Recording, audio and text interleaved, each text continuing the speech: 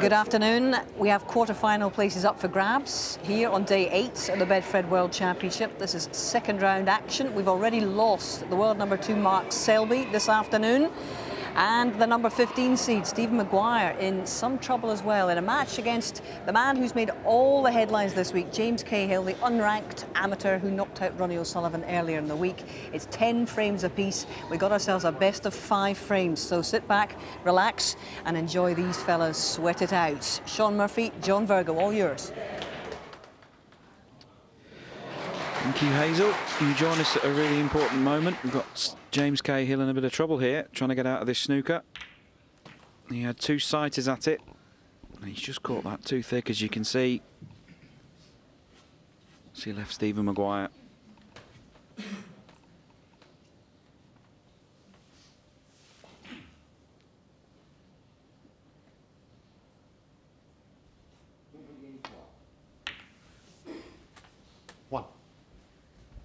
As you could see, the pink clearly onto the left middle, so didn't have to do much with the cue ball.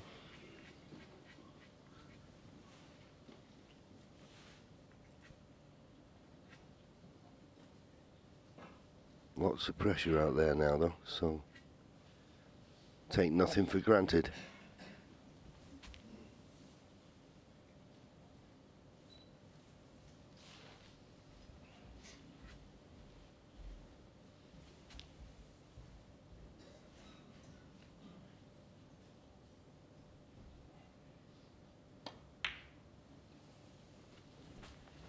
Any snooker player that's played at the Crucible will tell you that when you get to this stage of one of these 3-session matches, it's so nervy. You're desperate to be involved in the quarterfinals, that chance to get to the famous one-table setup for the semi-finals. But as I know myself, as you see Stephen getting a massive kick there. That was huge.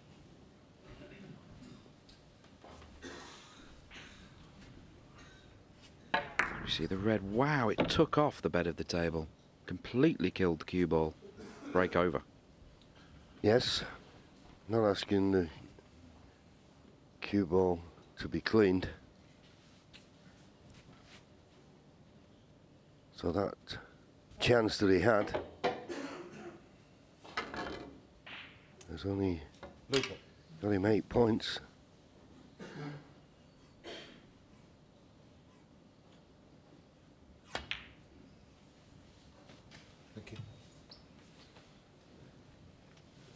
Just a fraction short from getting that cue ball tight behind the yellow. And there's 4 balls now near the baulk cushion that he can use as blockers if he gets a good line. If he gets a good line, this looks a beautiful line, just a bit pacey, is it? Just a fraction too hard.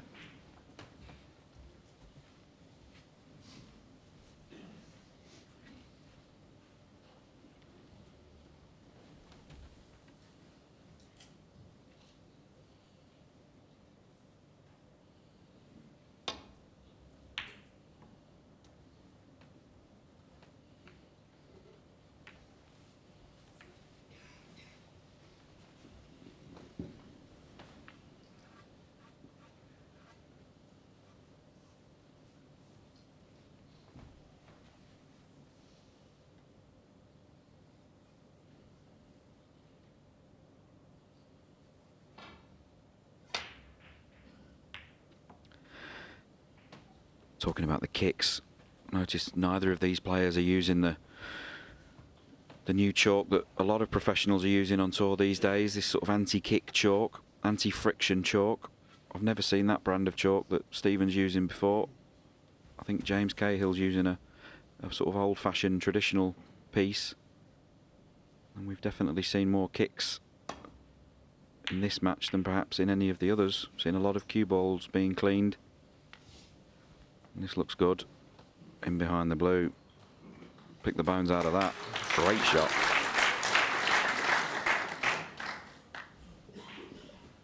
But it is interesting, just going back to the chalk, it's interesting that these products are out there for the players to use. There's no question that there is less friction with this new brand of chalk. There's no question about it at all. Why they wouldn't use it, I don't know.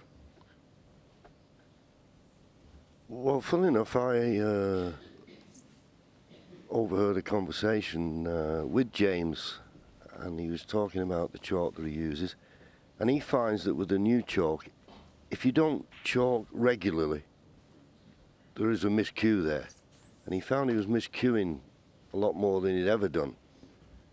And Jimmy White said the same. He likes the chalk, but you've got to really chalk it practically after every shot, and some people don't get in that habit. Yeah, maybe that's a fair point. I know they've brought out several versions of it. The latest version that I use is, you know, quite soft. It's very like the traditional chalk we've been using all our lives. It goes on the tip, you know, very easily. It's applied, stays on. I think I've miscued once with it in months, so you know, I take the point. But I think I'd rather have the odd little miscue than something that happened to Stephen there, where he's in the balls and it's, you know, something's taken the chance away from him that wasn't his fault. So been in the game a long time. Well, how's this going to work out? Caught the wrong side of that red. He played to catch the other side and spin round the table. That's gone about as badly wrong as it could have done. Yeah, absolutely. But he was in a spot of bother. The only thing is, it's not the best table to make a sizable contribution. Black only available into one corner. Pink out of commission. 1. So he'd like to be on the blue and get that on its spot.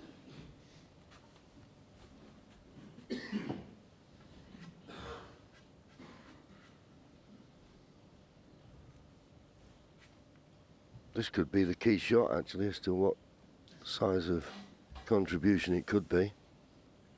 He'd like to be on the one near the pocket, nearest the pocket.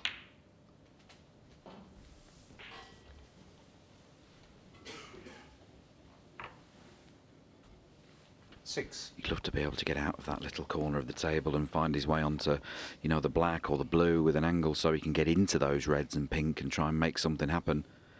As you say, John, this isn't a great table.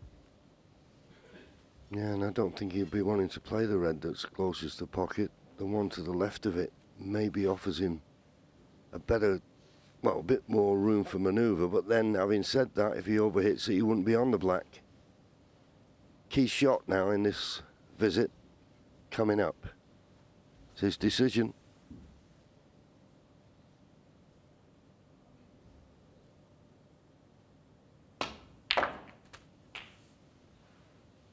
Seven.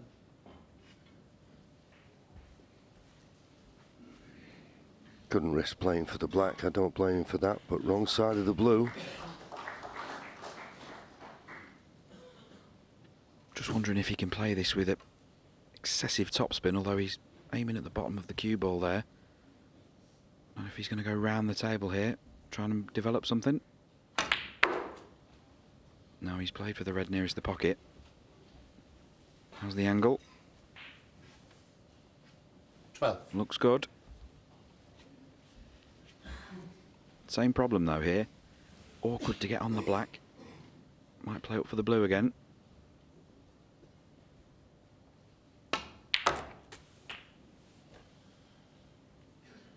$13. Good shot. Better there than low or straight on the blue. Just every time he takes a red, he's just running out of loose reds though. Needs to travel if he's going to be on the red at the bottom. I'm not sure if the red nearest to him pots. Oh, you can clearly see it does. 17. That was a mistake on my part.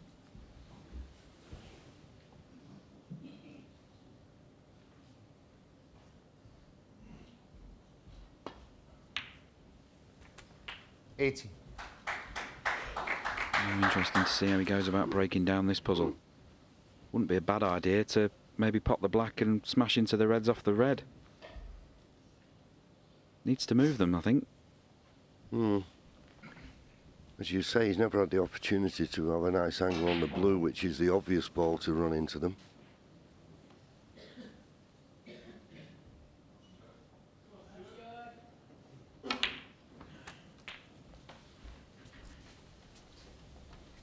The problem is, if he tries to leave himself high on the black, 25.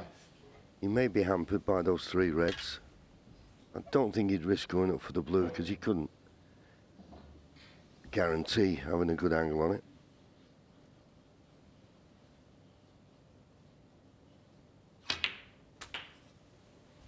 So that's not a bad idea, as long as he doesn't come 26. straight on the black. If he's got an angle, then he can pop the black and run into those reds. Quick glance at the scoreboard. 46 points to lead. I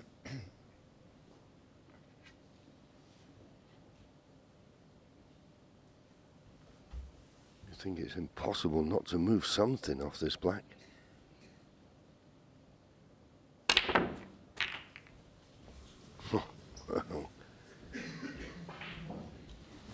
Of all the places in all the world. 33. Consider himself very unlucky there with the result of that shot. Really trying to force the issue, trying to make something happen. That 53-point lead that he's amassed is probably worth 65 or 70 with where the balls are. There are no colours safe, interestingly though. If James does get the opportunity to counter, there are no colours safe as insurance policies for Stephen Maguire. And he's popped the red up the table. Stephen Maguire, 33.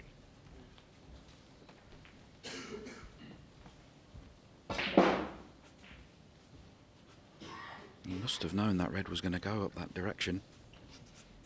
I mean, this is tough.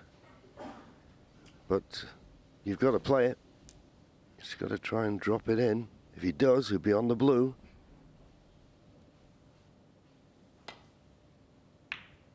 Oh, nicely played. He'll put a little bit more pace into it, so less chance of it rolling off. He's on a thinnish pink. I don't know if he can get into it enough. He's looking at just rolling the blue in, but will there be a red available? I mean, you can come in and out of balk. It helps that the yellow's not on its spot.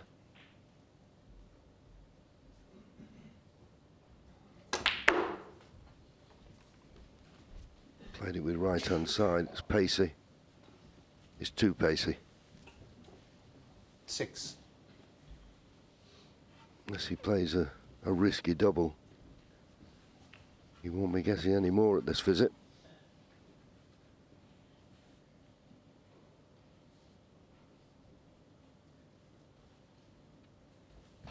Behind the yellow looks good. Doesn't want to leave the red nearest the black to the corner pocket. And he has played the double, John. James Cahill, 6. I know plenty of players who would have been playing safe there.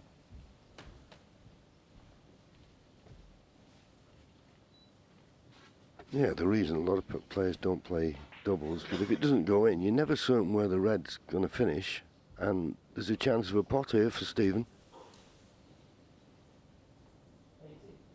And with the lead he has, if this goes in, could be a frame winner.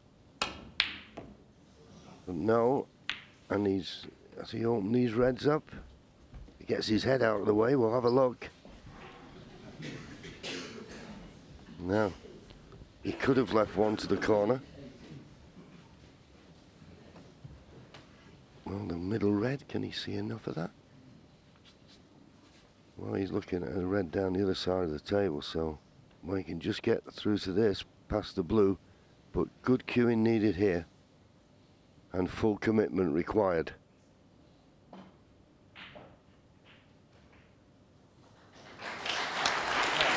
Well played. Very well played indeed. Now, Sean, would you play a cannon on the 4 reds? Absolutely. There's no question I'd be playing a cannon now off the cushion.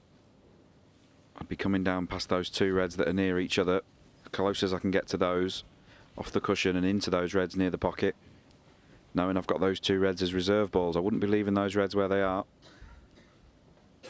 And from nowhere, he's got himself into a position of a sniff of a chance to take a lead in this match. said before, he's never been in front in this match as he timed his run.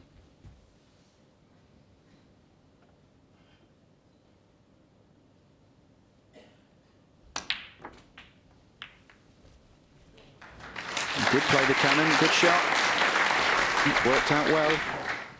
Developed 2 of those 4 reds. 7. He might, as we just see the replay on the pink, came off the cushion well, flicked the 2 reds open. Might be able to play this shot, and in screwing off those 2 reds, bring them into play. Gets out of that corner, he'll be on pink or blue. Yeah, always risky, never guaranteed to be on the colour.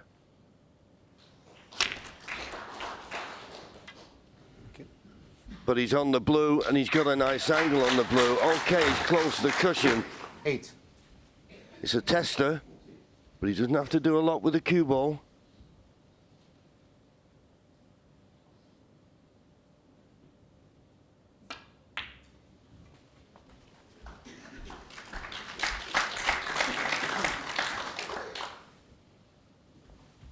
$13.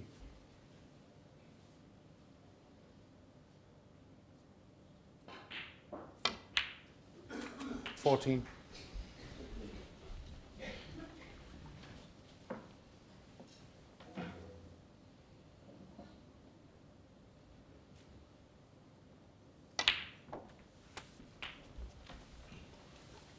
Sure. 21.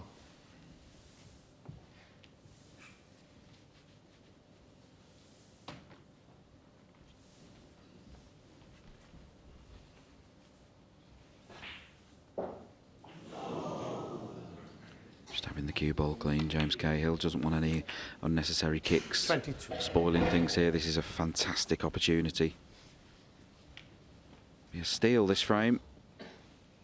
As we've said, to take the lead in the match for the first time. Deep breaths. Big moments. Puff of the cheeks. Just got to trust your technique now in situations like this. 28. Still 19 points behind.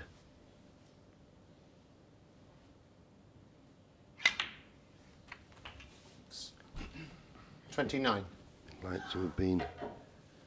Well, I suppose he's okay. He can run on and off the side cushion to get close to the red. Moments like this, you don't want to leave yourself too far away from the object ball.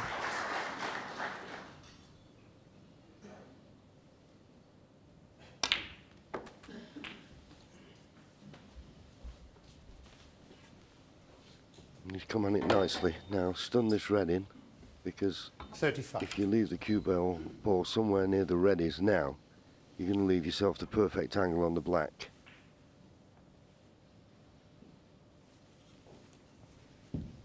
It's one of those you'd like to be straight, wouldn't you? And you don't want to decelerate here, but he needs to stun it in for me, and then he's guaranteed perfect position on the black to get on the last awkward red.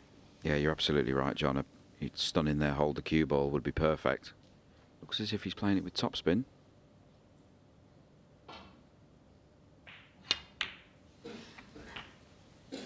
Very strange decision that for me. 36. I can only assume he felt more comfortable playing it like that, but now he's got it going in and out of balk. The yellow's not on its spot, makes it easier, but boy, has he got to judge the pace correctly.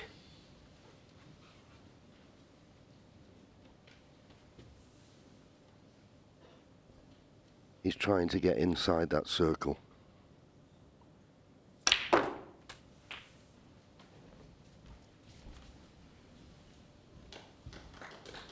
Decent line, but he's too firm. 43. So the chance has gone.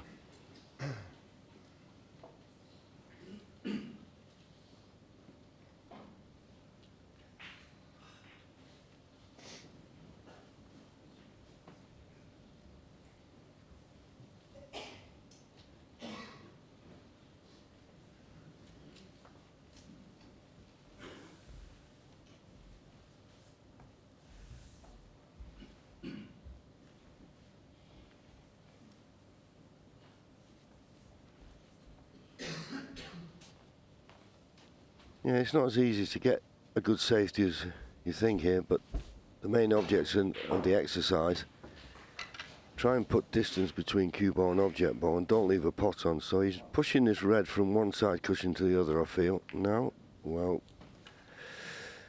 he felt that anything else was too dangerous, but he's just handed the initiative to Stephen Maguire here. Okay, he's got within 4 points.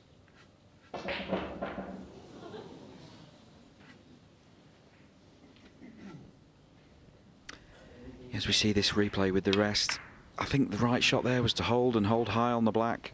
It would have made getting to that last red so much easier.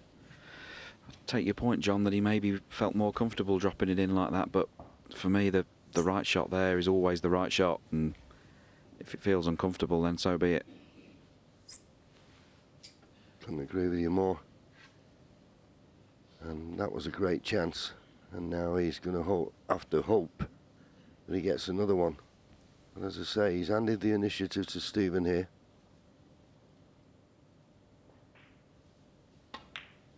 Trying to get in behind the yellow. Is he hard enough?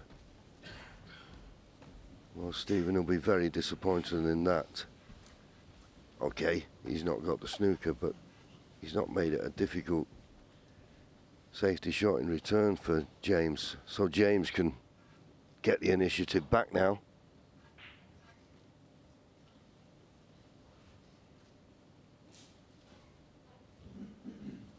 You may be thinking about the pot.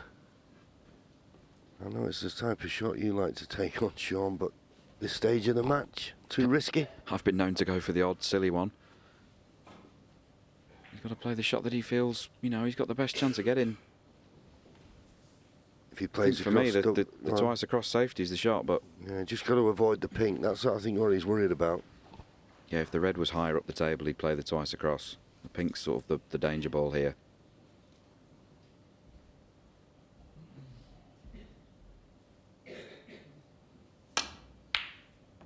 In the end, he did go for the pot. It's run safe.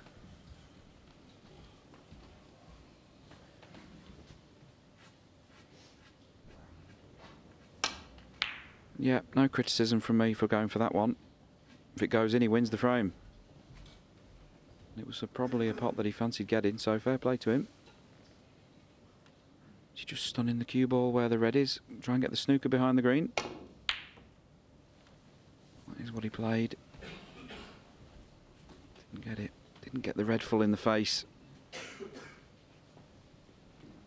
And you have to say the last few shots, Stephen's safety has left a little bit to be desired. He's running a fine line, keep leaving these pots on for James Cahill. He'll take this on, there's no doubt. Well, okay, he may feel as though he's probably rubbing off the pink, but that wouldn't be no bad thing. I'll be surprised if he doesn't play it on, play the pot, because the safety looks just as difficult.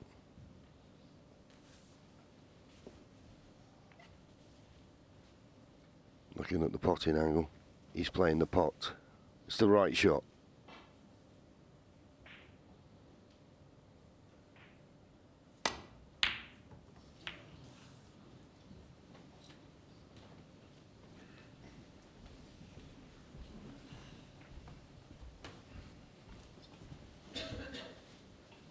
Well, missed it by quite a way.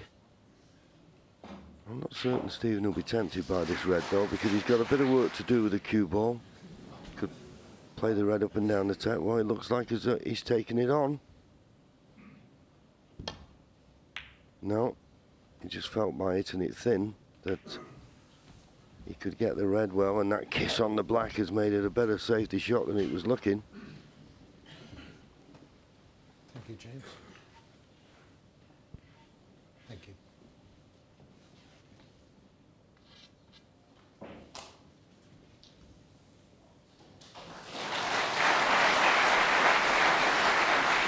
Couple of options here for James. He can play the swerve around the blue and try and clip the red on the left-hand side. That runs the risk of leaving a free ball should he miss it. I think the shot here is just a slow one off the left-hand side cushion onto the red. But we know he'll be in trouble the next shot if he does that. But he's already in trouble. Yeah, I prefer the one off the left-hand side cushion, maybe with a bit of pace. The problem is if he swerves round the blue, catches this red too full, he could get a double kiss and leave the red on. He's playing the swerve. Where's the red ball going? Well, would you believe it? The things that can happen on a 12-foot snooker table will always amaze. And he's finished on the brown. And if he pots this brown, as we watch that red going again on the yellow, there's pressure on this brown, don't get me wrong. Can he take advantage of that stroke of good fortune?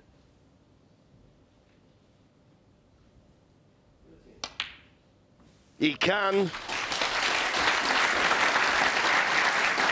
It never ceases to amaze, this game, Sean, does it? Absolutely unbelievable. For all the world, it looked as if he was in banging trouble there, as we see Stephen Maguire. He'll be absolutely sick. Just steadying himself, senses how important this is.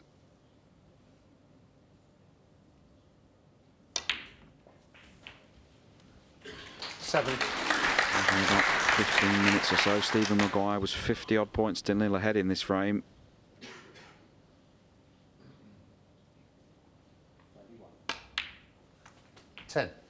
James Cahill was in serious trouble there. He swerved out, fluked the red, perfectly on the brown.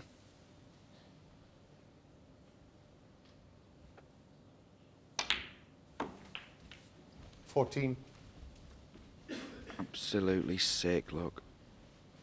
That is the worst feeling in snooker. This blue frame ball, in it goes. Well, what a fluke that was. Stephen looked as though he'd have James in all kinds of trouble. And in the end, he swerved, he fluked the red. And he may have put his hand up and apologised, but no apologise needed. And for the first time in the match, James Cahill, the giant killer, is one frame in front, 11-10.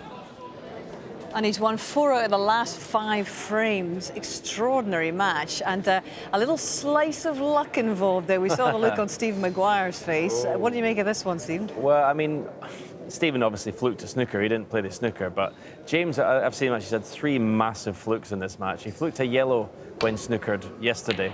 Right down. It was actually in the same pocket. The yellow just dropped in at the last roll.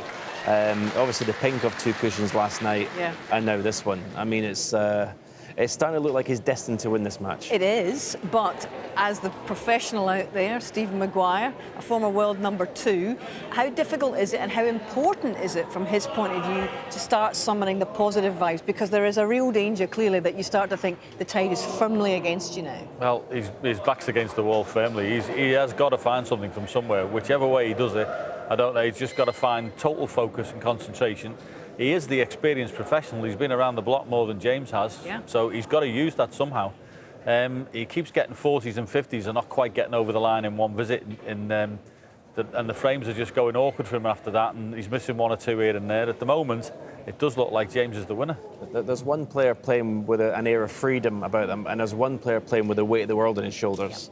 And that is just, you know, it's so hard to play when you've got that. You've got to play, you've got to have that freedom, and it's easier said than done. Absolutely, and as the guy that Stephen Maguire sitting there as the experienced pro, the other fella who's okay, he's had some experience, but he's come in here, and as John says, he's playing with a real abandonment. But he's completely unflustered. You would expect a rookie in this situation to throw in the odd one, but he hasn't. No, let's get it straight. He's blessed with an exceptional temperament, on top of being a very good player, good cueist. He's got an excellent temperament. He's enjoying being out there, which, as we said with Gary Wilson, is more than half the battle. You know, you've got to enjoy being out in the auditorium, and he looks like he relishes it. He's 2 away from yet another famous victory. Back we go. Yes, and now, of course, he's got the winning line in sight, in front for the first time in the match.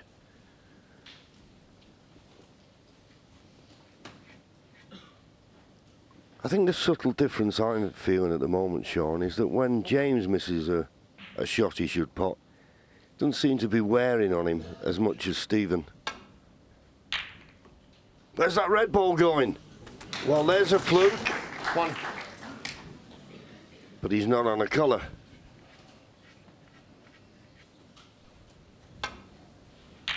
And I was just about to say, as we see that red go in, for all the experience, Bramble.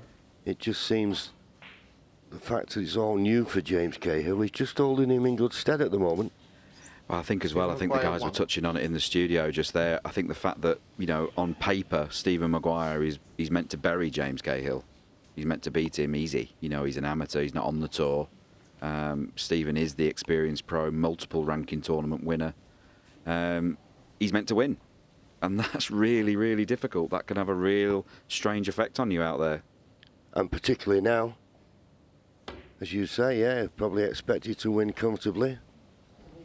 He's played this nicely, although he may have just left the red to the corner. But yeah, expected to win comfortably. Whether he wins or not, it's not going to be comfortable. So the pressure building on Stephen. This red definitely pots, but to play the pot, he's going to need extended rest, extension on his cue. And sometimes when the balls are close together like this, and particularly he's so far away from it, it's not all that easy to judge the potting angle.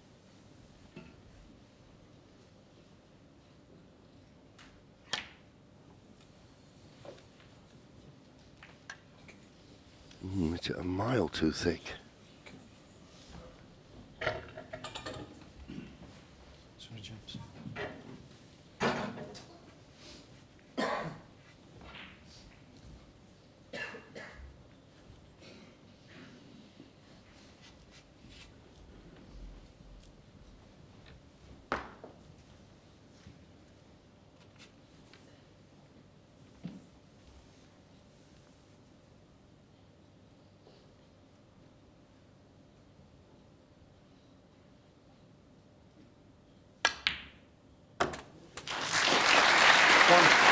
Could not have struck that any better.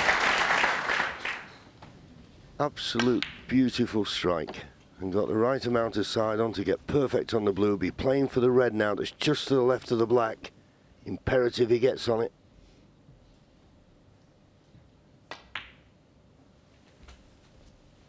Needs to bounce off that cushion. Don't think he's on that red next to the black. Is he on 6. the one past it? Looking at his body language, I'm not sure. If he's not on either of those two, that's a massive misjudgment. He was trying to use the cushion there to take some of the pace out of the cue ball so he could hit it with a bit more confidence, a bit more authority. Use the cushion to slow the white down, but he didn't mean to slow it down that much. Well, will we decide now in this thin cut if the blacks are available? Playing it with pace into the main cluster.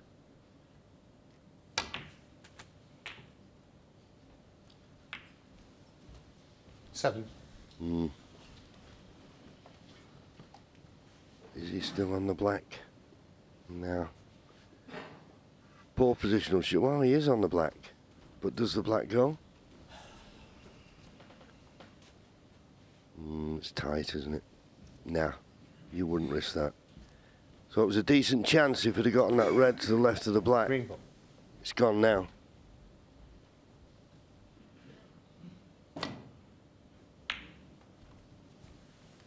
James Cahill, 7.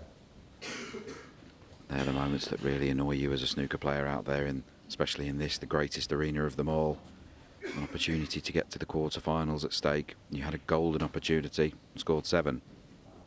It was really debilitating. Now we'll start to see, as this match reaches its climax, we'll start to see just how cool and calm and collected these boys are. This is when the rubber hits the road.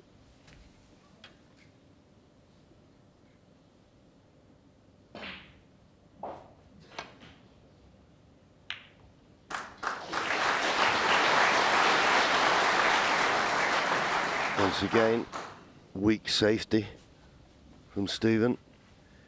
He's not finding that ball cushion often enough at the moment. We know the black doesn't go, so it'll be back up for the blue. Well, is it right across that? What happened there? You can see the way the cue ball comes off the cushion here. It's got bags of right-hand side on. By mistake, I should think. Didn't mean to strike the cue ball there. Just came across it last minute.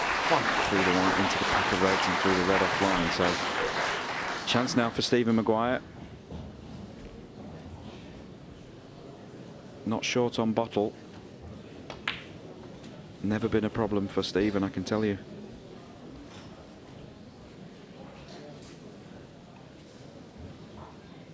Six. He will be looking to get position on the colour to play for that red to the left of the black. 7. Seemed as though he was too happy with the contact there, but he's got a nice angle on the blue.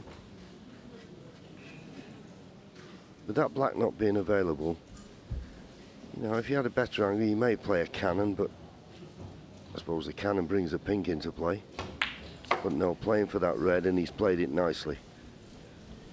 That's the difference. That's what James Cahill should have done 12. on his visit.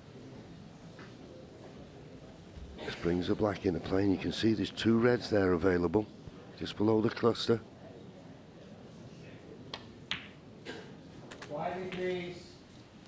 13.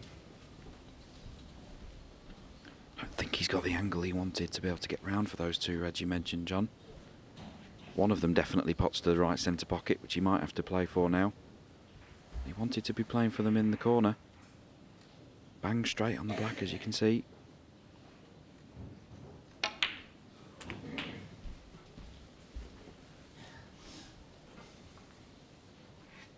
Twenty.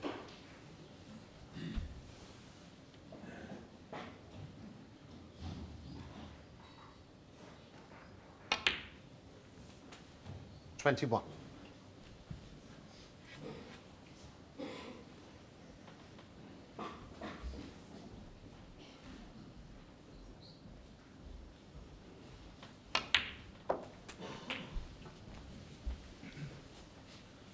Just struggling to get the right angle on the black. He wanted to play this red to the corner 28. pocket.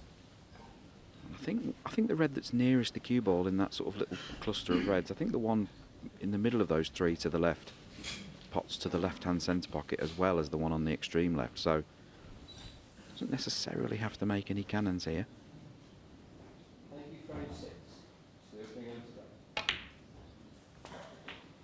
29. Well, he's got plenty of angle on the black now. In fact, so much. Well, he could drop behind one of those 2 reds near the right-hand side cushion. Play the cannon. It could go wrong, but it's cannon he's playing.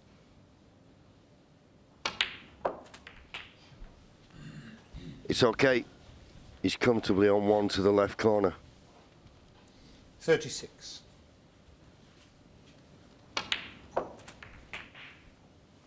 Didn't have to play it too hard and played it nicely. So up for the blue.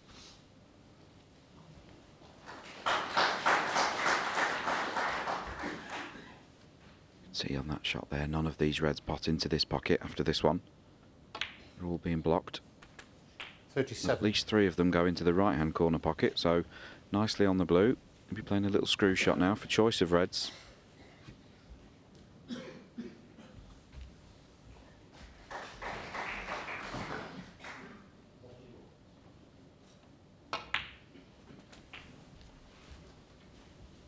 Break moves to 42. This has been a nice contribution so far. 42.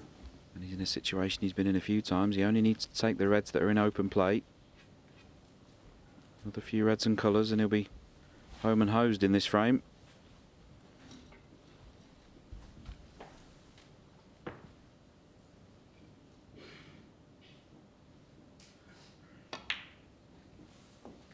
$43.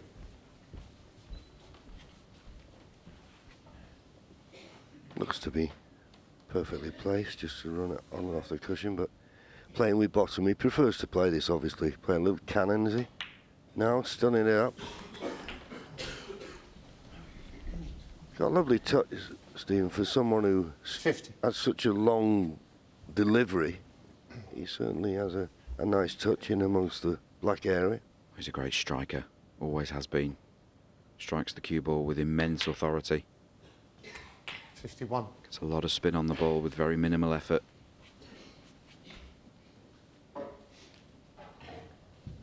This pink and one more red, all that's required.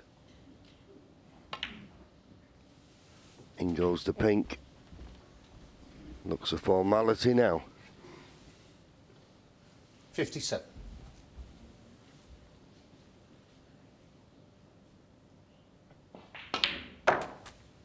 Yeah,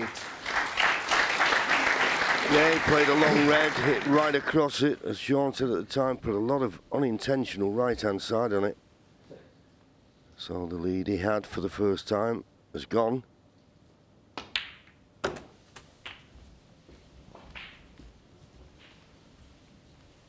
there you see it.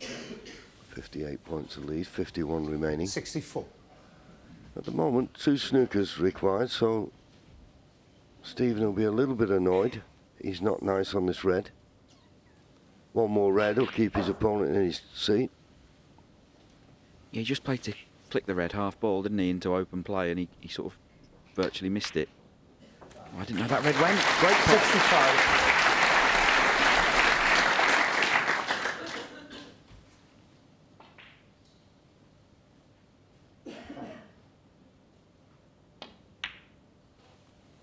It has to be said, John, this is a great response from Stephen, bearing in mind he led all the way through the match, and James Cahill took the lead. Absolutely. And well, the red doesn't go in, so we won't see a century, but James Cahill, he had his nose in front for the first time, missed a long red by a distance, and that was all that Stephen Maguire needed. And he's level, and we are level. 11-all. Oh, it's tense, isn't it? And now, actually, John makes a very good point, because we'd been saying how few errors James Cahill had made until that one with the long red, and that really was the catalyst for Maguire there. Yeah, he missed a couple in the last frame, but this one he really butchered. He hit this poorly. I know he was hampered slightly by the brown, but he missed it by a long way. But where it ends up is exactly what Steve Maguire needed, because he played a shot with the rest earlier on, which I don't even know what he was thinking. So his head was gone. So what he needed was an ABC chance. Just put a couple of easy balls and just get that equilibrium back. Yeah. I've done well to say that. Yeah. Done well to say Not it. bad at this point in the match, I have to say. I bet you can't spell it. Best of 3 boys now, and you know, we were talking about the run of the ball and getting the odd fluke. It's important to remember that these things even themselves out. Stephen Maguire fans will well remember Tian Peng Fei in the first round. Yeah. There was an outrageous fluke Yeah. blue that really helped get Stephen over the line in that one, wasn't it? Oh, massively so. He looked like losing the frame and going, behind and seeing, going home in the first round of it. But it can go both ways at times. I don't always subscribe to the evens it out one. Sometimes you can have a bad run all the way. It's just one of those things. But I agree entirely with what he said. He just needed one good chance there. But he showed his experience. Once he got that chance, that was more like the Stephen Maguire we know. Made a very good contribution there. And it was once he'd potted the first 2 or 3 balls, it was pretty cultured the way he went about it. And he has shown his pedigree in that match against Tian Peng Fei, because he won the last 3 in a row, I think it was, to actually get over the line there. So, yep, he's been there, he's got over the line before, and we really are in a fight now, 11 frames on.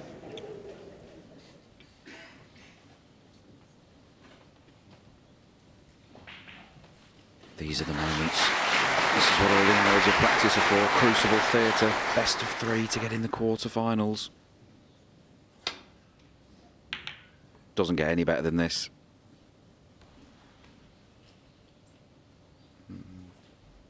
Just caught that a bit thick. Only just crept past the baulk line. First chance, Stephen Maguire.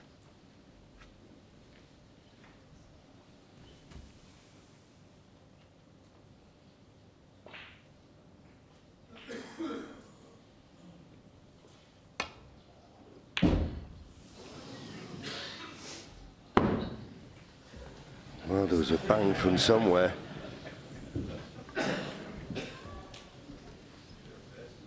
But in all honesty, I think it was just after he struck the ball, seemed to me.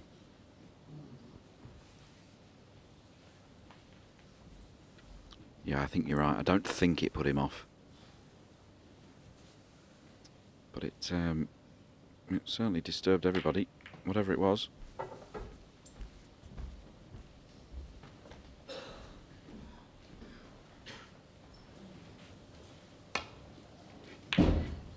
Yeah, it was after he struck. Yeah, he banged his cue down.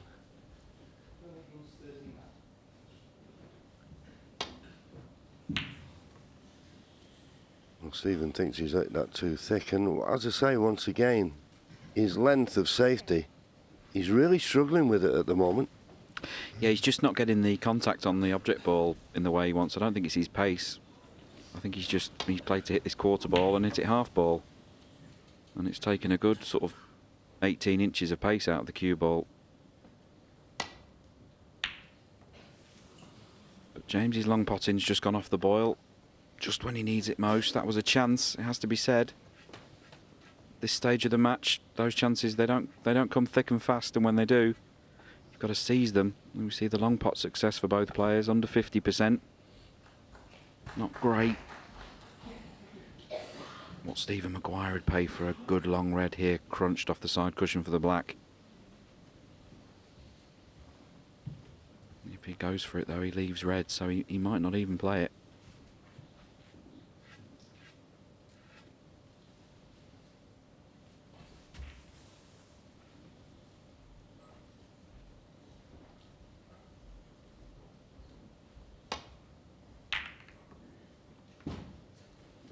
Deciding on the safety.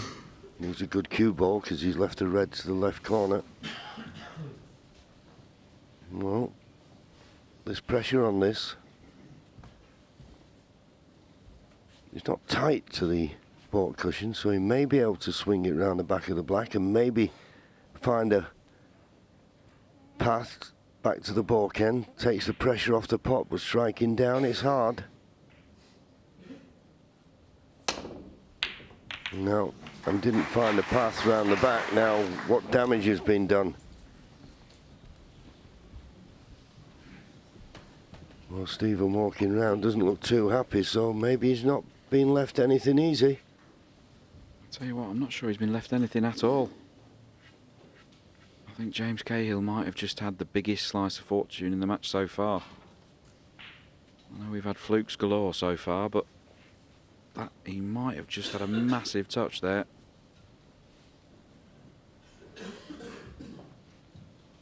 Yeah, and as I was saying earlier, every little rub of the ball and every missed pot is now magnified.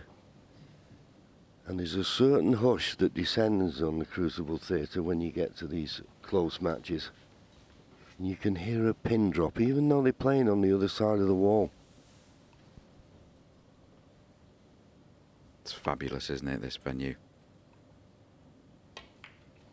You know, there are bigger venues we play in around the world. Some of the venues we play in China, you know, they hold thousands upon thousands of people. But you cannot beat the Crucible Theatre for tension and drama.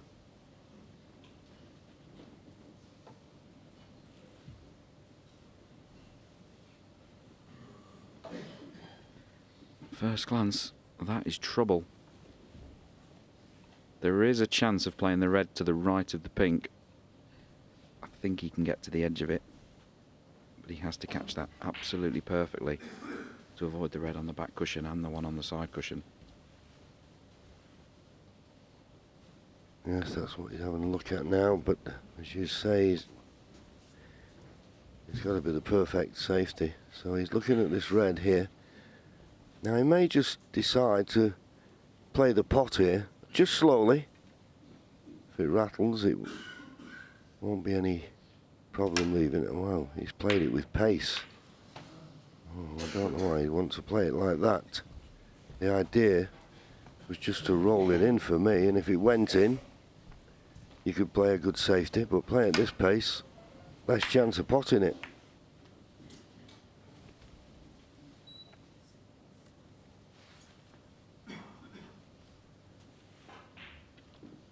think he's got away with it this time. I think the double kiss on the red has left a chance for Stephen Maguire for the red to the middle pocket. Just steadying himself.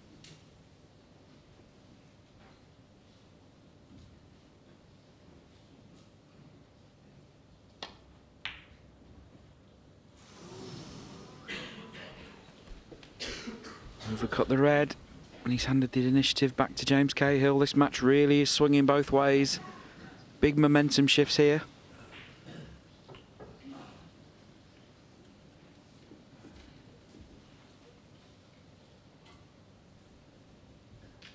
Comfortable pot to the left middle, but it looks as though he's going to be running into other reds, so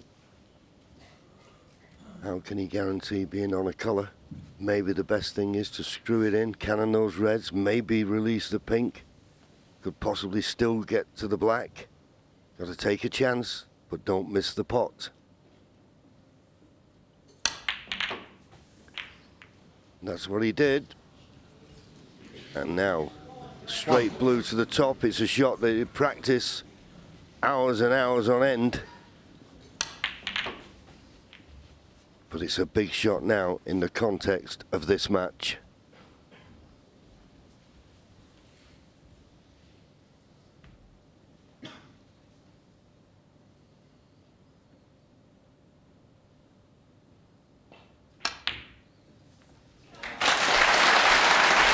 Right in the heart of the pocket. A frame winning chance, no doubt. 6.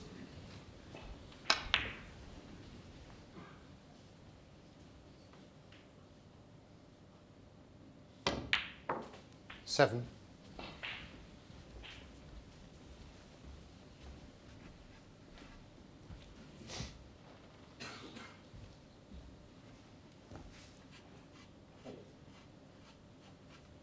And it shouldn't cause a problem, but it's a little bit careless to leave this much potting angle on the blue.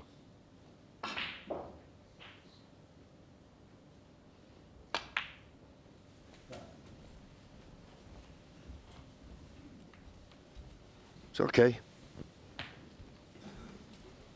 12.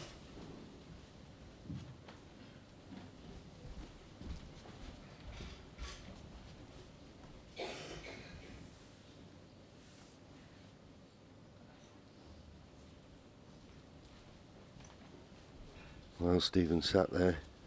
He can be forgiven for missing the red in the middle, slightly hampered. Will he get back to the table? That's what he'll be thinking.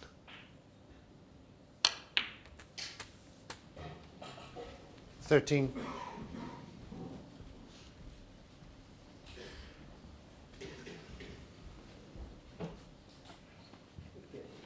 Just hasn't got the cue ball under tight control here, James Cahill. Just needs that one good shot to get him in prime position. All the reds in open play. Sometimes it's easy to get a bit anxious, you know, you think, oh, the reds are open here, I should pot them all. Before you know it, you've missed one.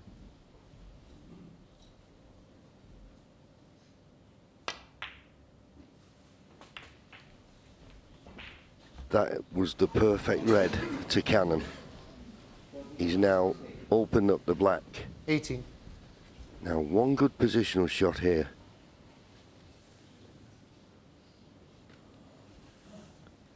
Got to play for the black here. It's no good letting that cue ball run. He's got an angle. Just roll it in, trace of right hand side. Wow, he's gone up for the blue. It needs to run. 19. He's short. Can't believe he wouldn't play for the black there. That was very strange. Don't understand that shot at all. Maybe he felt that he could hit that. Maybe the sort of the touchy-feely one playing for the black, he didn't like it. Maybe he felt he could get through that and he could just hit it a bit harder. Yeah, fair comment. We don't know what nerves are running through his veins, do we? I can guess. Yeah. It's exciting. No, we're only sat here. 24. Good cueing required here on this shot.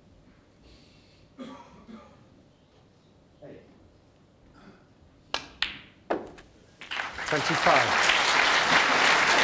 Another good pot from James Cahill, but as I said a few minutes ago, he hasn't got that cue ball under control yet. And what tends to happen, it sometimes starts to snowball on you, and one shot leads to another one, and eventually you end up completely out of position if you don't get it back straight away. He didn't play to hit that red. That went wrong. He's got away with one there. 30. Can you just pop this red and drop it in for the black into the right hand corner pocket and stun through the gap?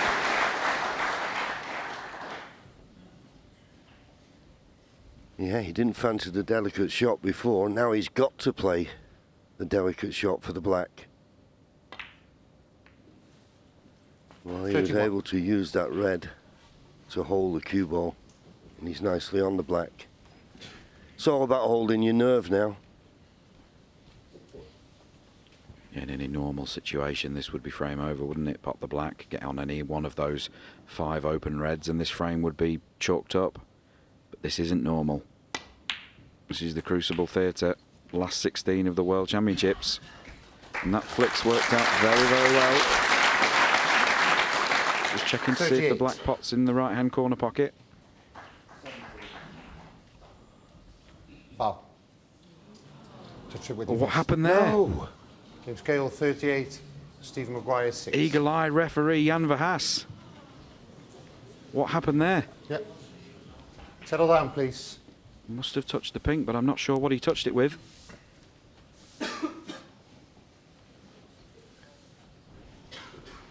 Foul. Must have touched it with his cue. Well, you'd feel that, wouldn't you? And he looked surprised. Maybe the waistcoat just was bulging out a little bit. Well, he must have touched it with something. I mean, Jan Verhaas is one of the best referees we've ever had in the game, so he must have touched it, but I couldn't see it. 1.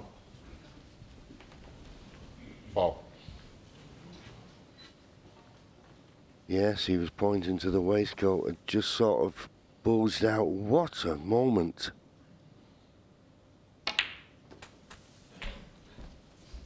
It was all set fair.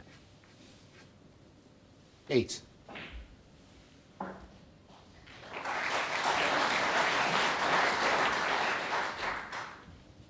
No. One more look. It's got down. And you can see the shock on James Cahill's face, because he wouldn't know if it was just the waistcoat.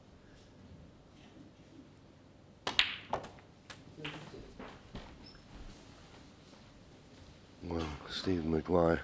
It'll 16. be tough to win the frame at this visit, but what a way to get back to the table.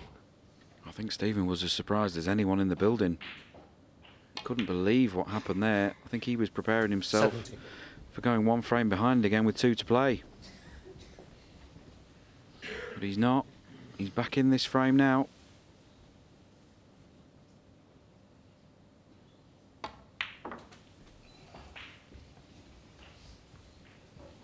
But just touching on that, John, isn't it wonderful in our sport that even at a moment like this, when a referee makes a decision, there's no arguing with the referee. You know, the referee's word is final. There's no crowding of the ref. There's no trying to get him to overturn his decision. The respect in our game, second to none. Absolutely, and it's something we've always been proud of. Players declaring fouls. James couldn't declare that because he wouldn't have known about it. But you respect the referee's decision. But what a way to lose a frame if that's the way it turns out. But to win the frame this visit, Stephen has got to somehow develop those 2 reds on the left-hand side of the table that are almost touching one another. It's not a plant. So both reds are tied up at the moment. He's just 2 points behind.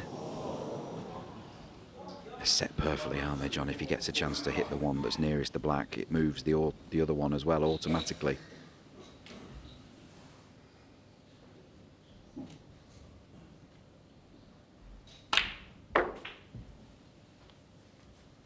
$31. Now, I don't think the red nearest the black passes the other red into the corner pocket. So we might see Stephen come down. He's just coming round to have a look what he wants to do there. I don't think that red pots. He's got the perfect angle on the pink to come on and off the back cushion and kick that red out of the way and be left on the red nearest the pocket.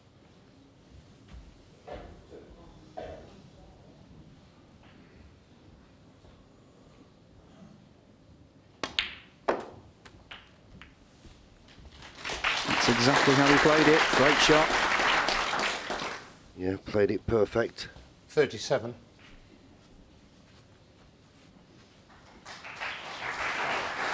Just got to be a little bit careful playing this. He doesn't want to kiss that red that's just above the red he's playing.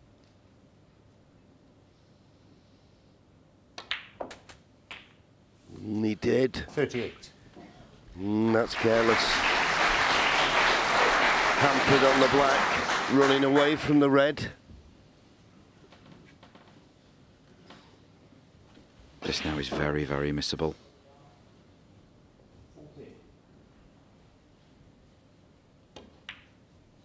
He's overcut it. Yeah, that was always on the near jaw. What a time to lose the cue ball. That was unmissable if he didn't catch the red on the way through. So that foul on the pink that we think it was hasn't cost James. And now the opportunity to move those reds is his. How many twists and turns are we going to see? He's straight on this, so he can only drop it in dead weight. Well, digging in, can he hold the cue ball? As we watch that black stay in the jaws. It was hard. Didn't fancy just dropping it in dead weight. Thought he'd run through too far and not be on the black. As wide as possible, please. Thank you. Yeah, that wasn't easy, was it, John? That was very, very difficult. Looked easy because the red was near the pocket, but as we know, he just got a little bit of side on it, turned the cue ball over. Another chance for Stephen here. Just overcut the red. Where's it going to finish? Tense moments now. Yes.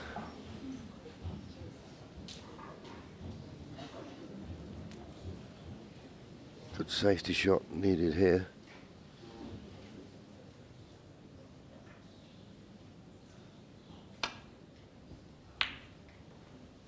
It's okay. Obviously the black is covering the corner. I suppose we could get into a bit of a stalemate situation here. Don't see any way back to the board for Stephen without playing a risky shot. So may just elect to push this red to the top cushion. Again, no advantage, but can't afford to leave a pot on.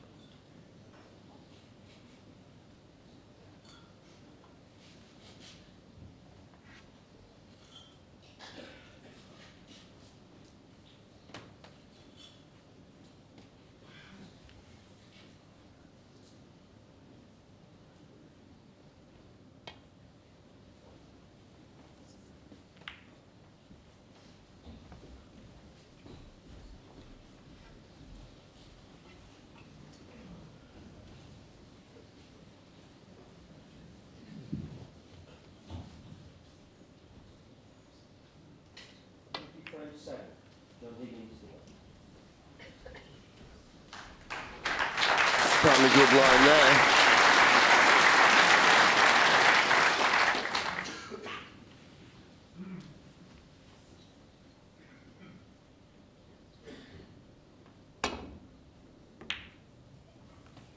Didn't want to get too far in behind it. Because doing that, he may have sent the red up along with the cue ball now. It's just worth risking.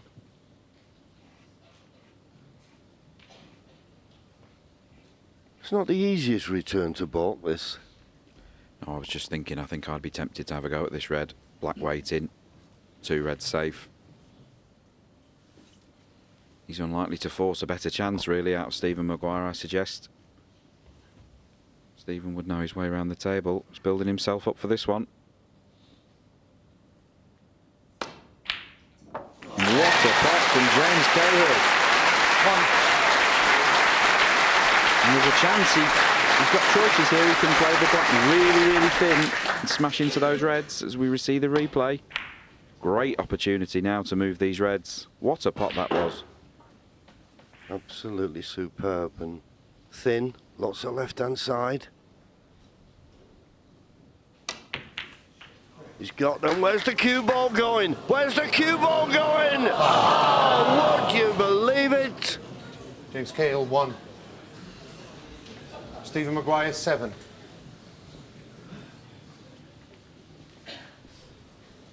How unlucky was this? He crashed into the reds. It was a good shot to get the cannon. And then to see the cue ball drop in at this stage of a match, my goodness. Now Stephen Maguire. What he would give for a good long red.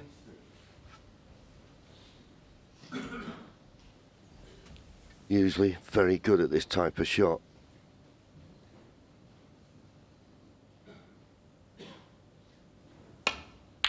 Bang, straight in the middle and on the black. How good did he strike that, by the way? Absolutely pured it. You could hear the sound of it was so sweet. Great shot. Great chance.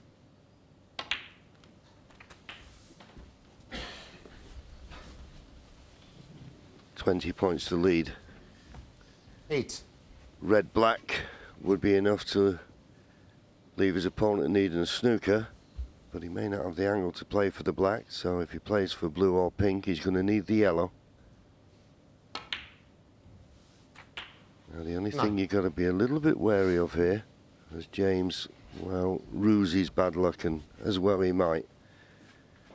As for Stephen Maguire, the only thing that go wrong here is snooker himself on the yellow with the green, so he's just got to take a little bit of extra care here. Wouldn't be a massive shock if this went wrong, would it? After what we've seen so far. No, twists and turns all the way. I can't believe he's missed the pink. I cannot believe it. I do not believe it. It just shows you. It's this venue, it's the Crucible, it's the World Championship, it's all those things rolled into one. All he was thinking, don't snooker myself with the green, and forgot about the pot. Unbelievable.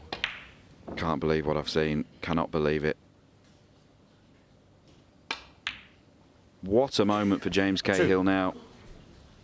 He needs the 5 remaining colours to win on the frame on the black.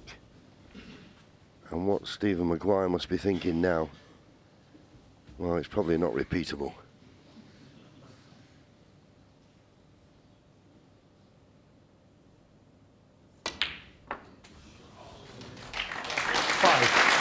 Needs that cue ball to get away from the cushion. I always feel with a clearance like this, the key shot is from brown to blue. If he gets perfect position on the blue, it should be a formality, if anything is, at this moment of the match.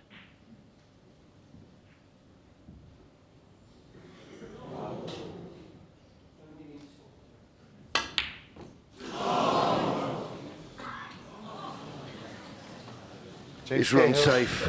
5. But what a chance he spurned there. Thank you. As you said, Johnny just needed that cue ball further away from the cushion at this stage of the match. That was just, he left himself too much to do there on the brown.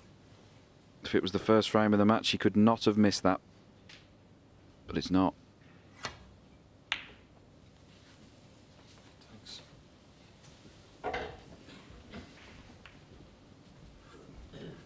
See now James Cahill 16 points behind, just the 22 remaining. Clever shot from Stephen Maguire trying to force the black onto the cushion. That was by design. It wasn't a mistake.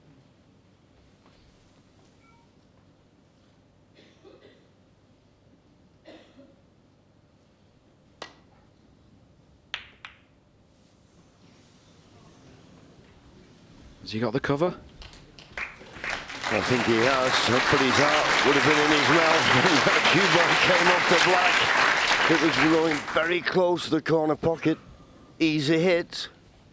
As we always say, it's not hitting it. Can you get it safe? Needs to.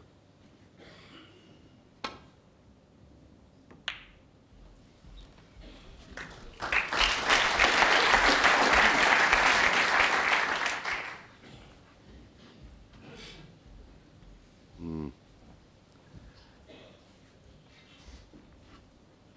16 points behind, 22 remaining. This round does cut, but I don't know, cue ball running loose, but young, fearless. I don't know. In so many twists and turns so far, it's hard to know what to expect next.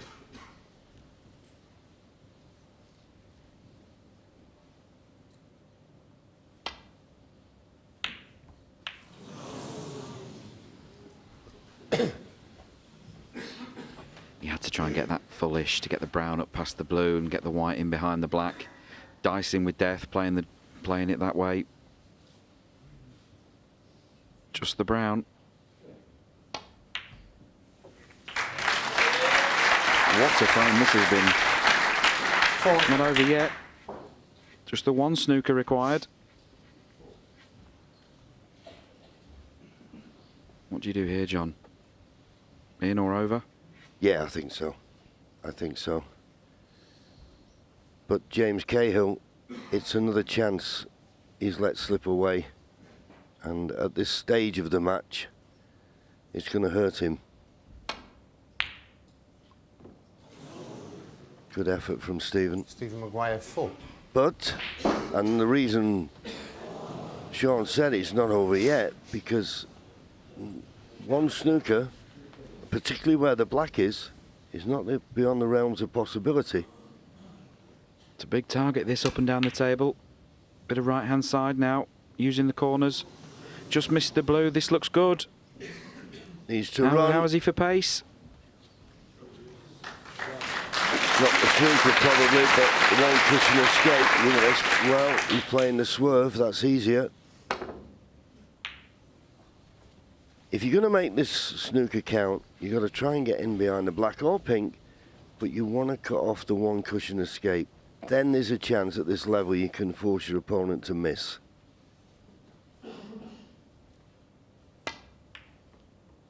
Now this is a superb line, but it's not going to be hard enough, is it?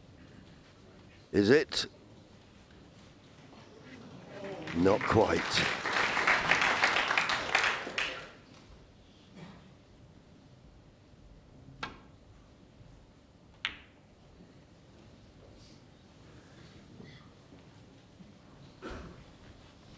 Another chance. Just got to try and avoid the kiss on the pink here if you're sending this cue ball twice across. Well, he's played it the other way. He didn't want the blue in the middle. But that way, it was very difficult to get behind the black.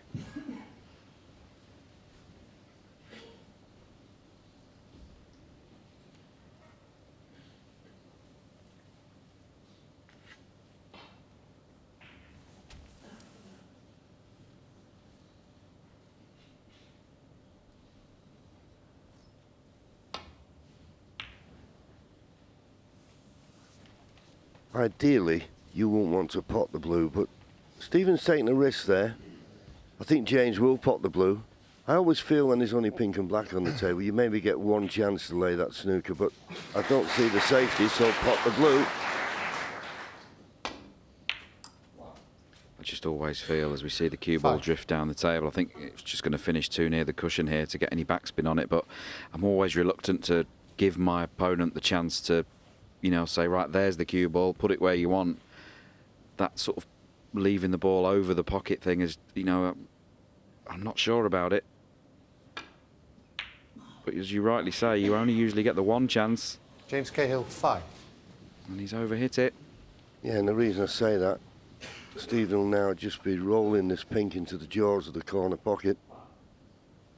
In or over, as we used to say. And that looks good enough to me. It'll be hard to get a snooker from there. In fact, we have a problem keeping the pink out of the pocket.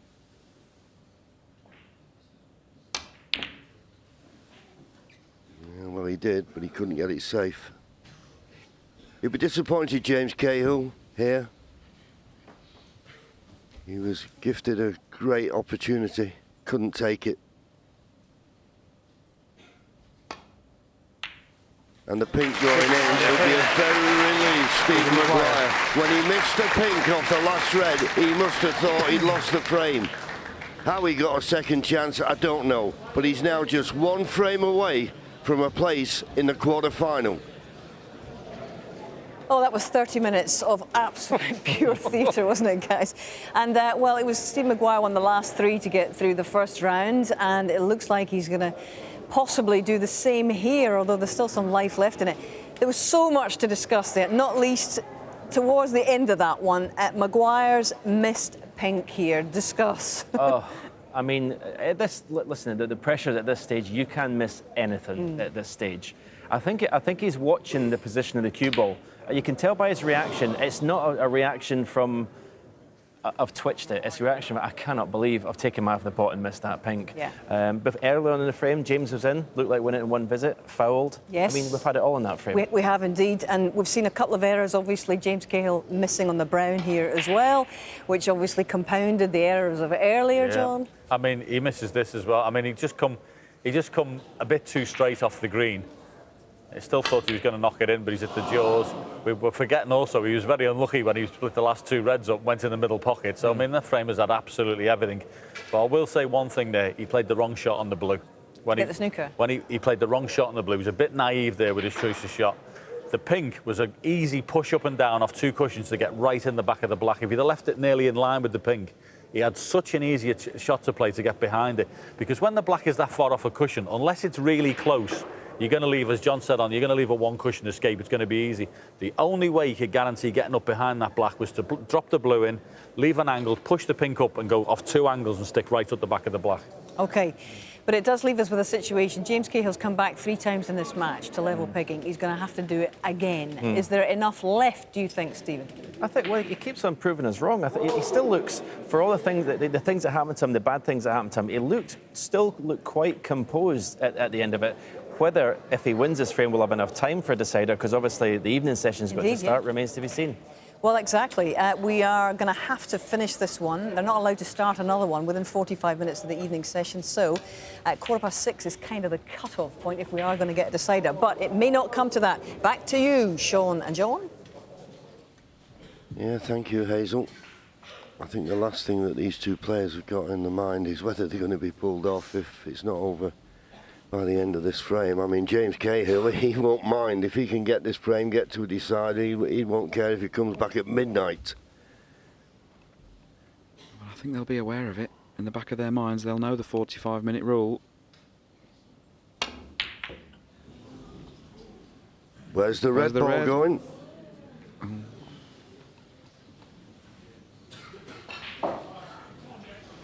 It cuts, but so thin, wouldn't have much clue where the cue ball's going to finish.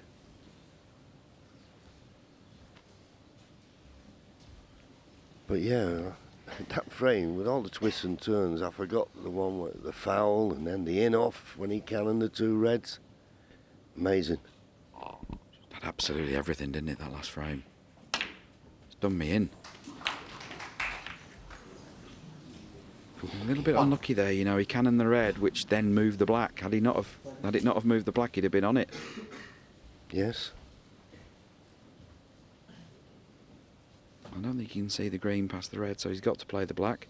Problem with playing the black is it opens the red that's next to the black for the same pocket, so he needs to make sure he covers that when playing this safety shot. James Cahill won. And he hasn't found the baulk cushion. He's left a chance of a long pot. Dangerous at this level. And just get past the brown.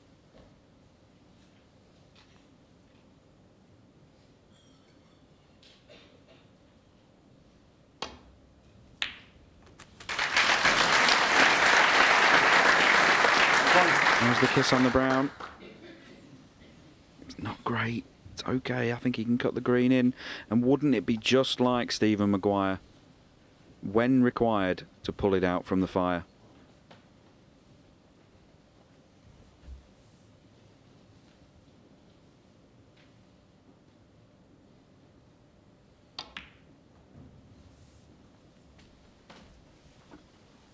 Nicely played on the green. Where's this cue ball going to finish?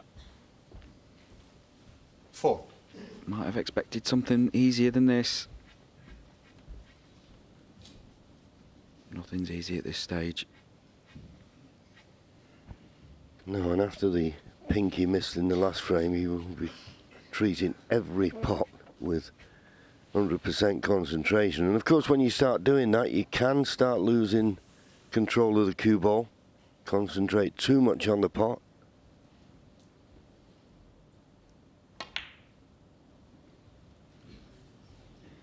Not there. Has he got the cover? Well, he's got the cover on the red he played, but he's left this one to the left corner. And the black's available if James knocks it in.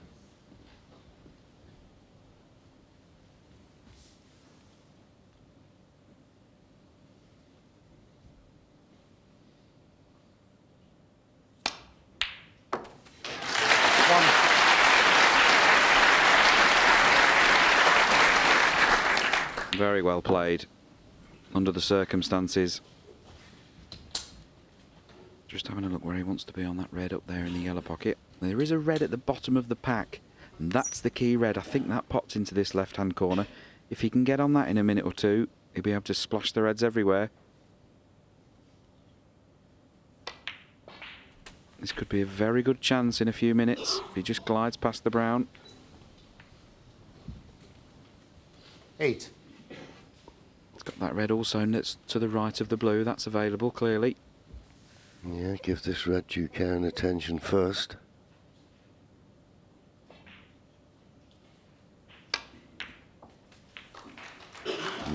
Too pacey. 9. Much too pacey. And with the brown being where it is, it causes a problem. If he pots the yellow or green, he's got to avoid the kiss on the brown.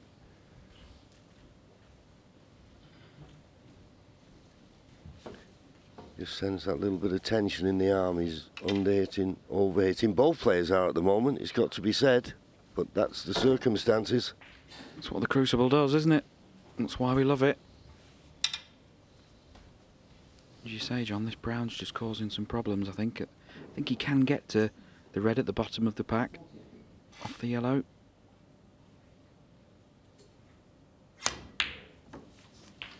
In fact, he's played for the other one on the side. He just needs that cue ball to pull up. This looks good. Excellent shot from James Cahill. To the absolute inch. Wonderful.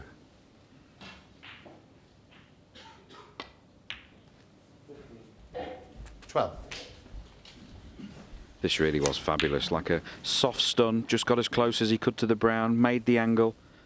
Couldn't have put that better with his hand. Just wants to be short on this red, so he's got the angle to move the other reds. That's exactly where he's finished. Yeah, isn't he playing it like this? If he plays the screw, he could bring the blue and pink into play.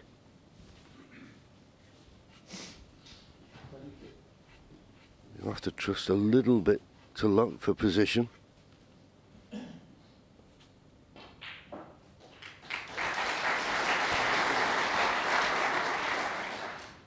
Playing the run through and worry about this. Oh, but he stunned it through. Where's the pin going? No, surely not. James Cahill 19. Wow. Stephen Maguire 6. Didn't deserve that. Settle Didn't down, deserve please. that. Thank you. He couldn't have played the stun run through better. And for the pink to go in, it's not fair sometimes.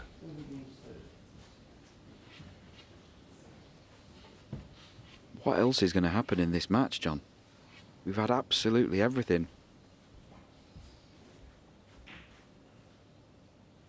Yeah, that's the sad thing sometimes. It comes down to a run of the ball one way or the other. Don't get me wrong, he flew to red one frame, which was unbelievable. So Stephen could point to that as bad luck, and James will go on about the pink, and when he went in off in the middle, I mean, you know, it's to-ing and fro-ing, as you say. Who's going to have the last shout? Well, Stephen gives himself a chance. Good shot. Nicely on the blue. But after what's been happening, he nor us should take anything for granted. Just wondering if he'll play the 2 cushions here and split the reds. No, I thought he might have stunned into the reds off 2 there, knowing he had the red over the pocket as the reserve. Maybe he didn't have the angle for that. 6. And he's not played the best positional shot there.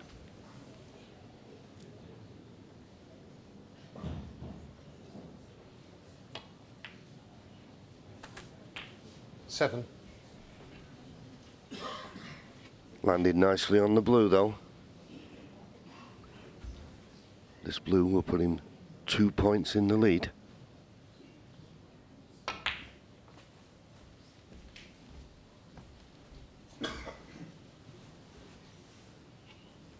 He's just overhit that by some distance. I think he may well have played to be low on this red to move some of the others, but that's quite a bit further away than he intended. To be expected at this stage.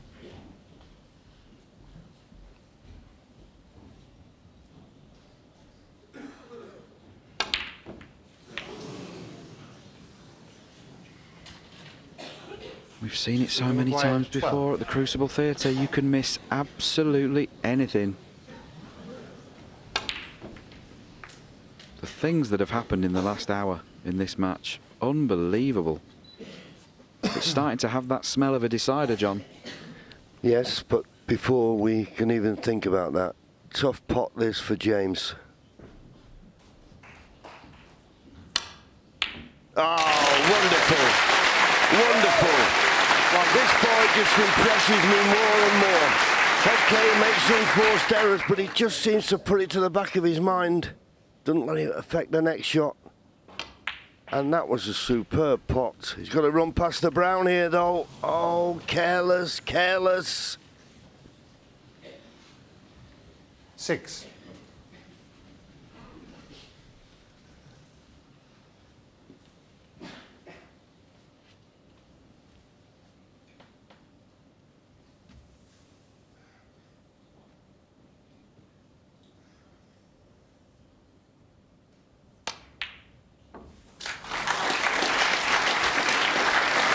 Under the circumstances, that's a fabulous shot.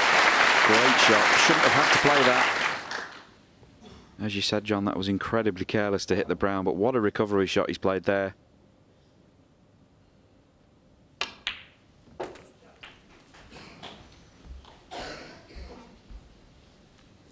Lead now 12 points, so he is going to need 14. at least one of those reds on the side cushion. 15. Yeah, so he'll probably play for the red along the top cushion here.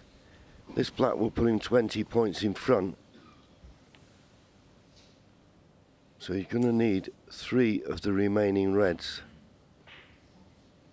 to clinch the frame at this visit. The easiest one of the lot is the one near the baulk cushion.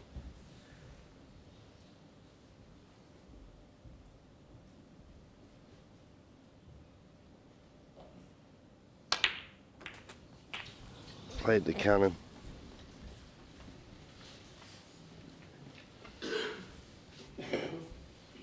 $22. He's got a 22, oh sorry, a 20-point lead. It's not a bad lead the way the balls are situated, but the dangerous double. James Cahill, 22. As I say, when you miss a double, you never know where the red's going to finish, but these middle pockets, that's not easy. Looks like Stephen Maguire's coming round. He's going to attempt to double.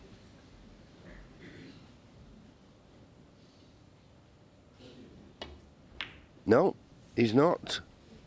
Well, he didn't play the double, and he's not played a very good safety.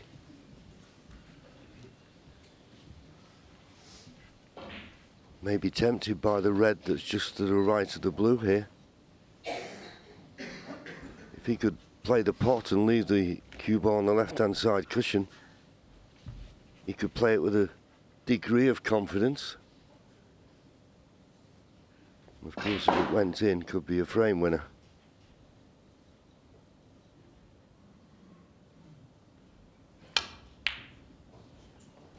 Not far away. Kiss on the brown has left the red. Still a lot of work to do for Stephen Maguire to have any thoughts of winning the frame at this visit. Don't we see that all the time? I'm going to go for this red. It's the only one I can leave. Left it. Happens all the time.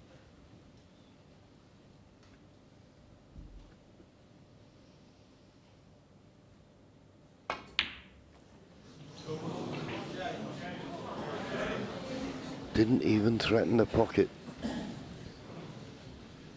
Stephen Maguire struggling out there at the moment.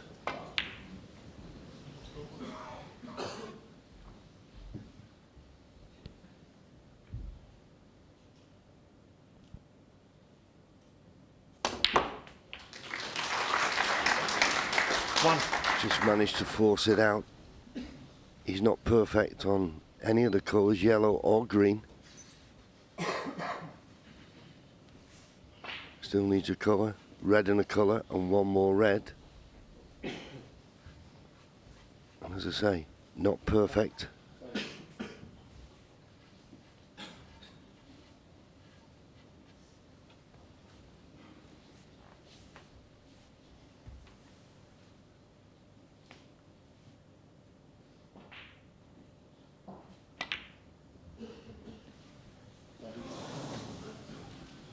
James Cahill, 1.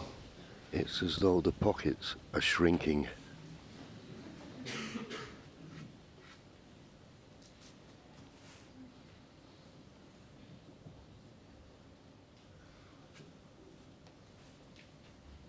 This is all about the red to the right-hand side cushion now.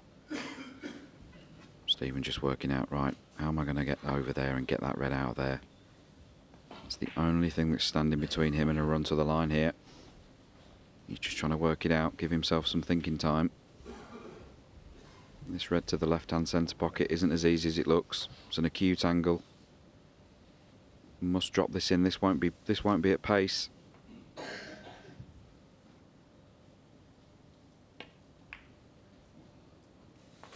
Very nicely played.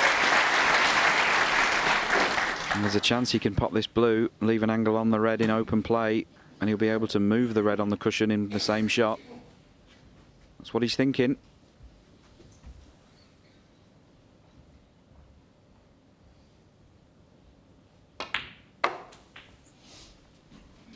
And he's got the angle on the red to play that. He walked round before and he was shaking his right arm and just loosening his fingers, trying to get the tension out of his arm. He needs to cue this well. No, he didn't. And to be honest with you, Sean, you could see that coming. Stephen Maguire, 6. Yeah, nothing's surprising me now after what we've seen. I've got to be honest, you know, I've experienced this myself. You just cannot get over the line. It's unbelievable what happens to you out there. And you're right, it looks as if the pockets are just disappearing on you. But here's another chance for James.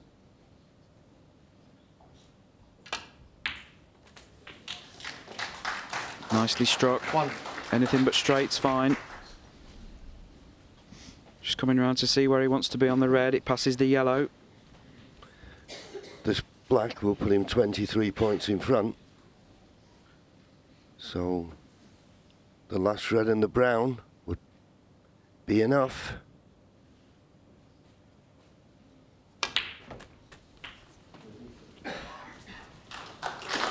Quick glance at the scoreboard, red and brown, and of course 8. the yellow's in a nice comfortable position. And just looking at our watches, we may have chance to set up for that deciding frame. It'll be a decision but from the tournament director. But this brown to go 28 points in front with just 27 remaining.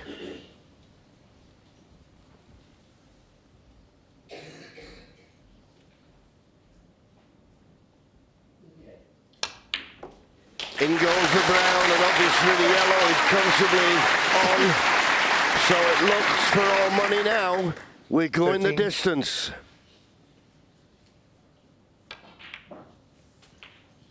$15.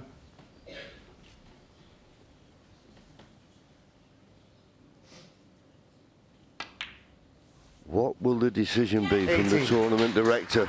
That is what we're going to wait for. You 22. can't start a frame 45 minutes before the start of play in the evening. We've just had word from backstage. They are going to play the decider right 27. here, right now.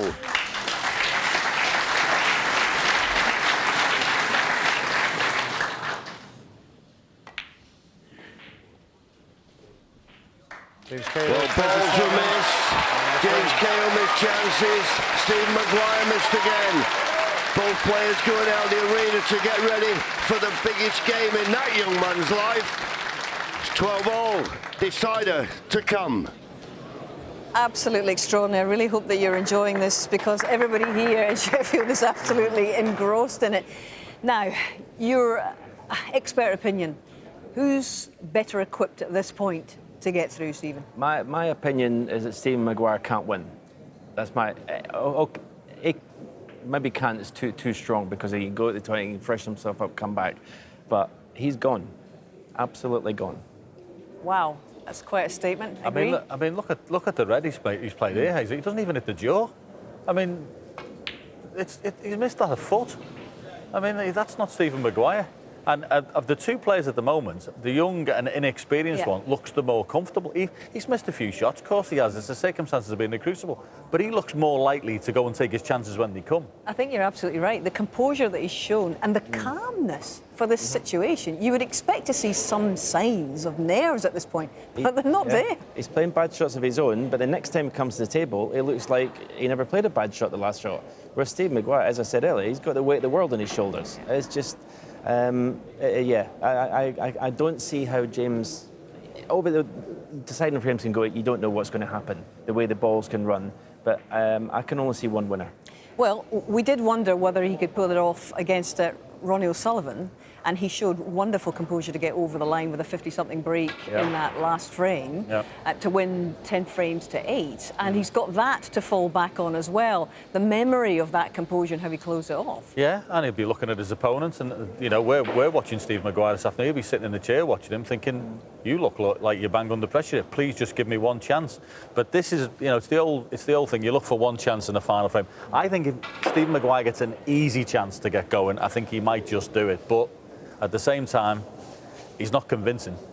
For you, Stephen, is this performance from Cahill better than what we saw against Ronnie O'Sullivan earlier in the week? Generally it's a much better performance in terms of the way he's played.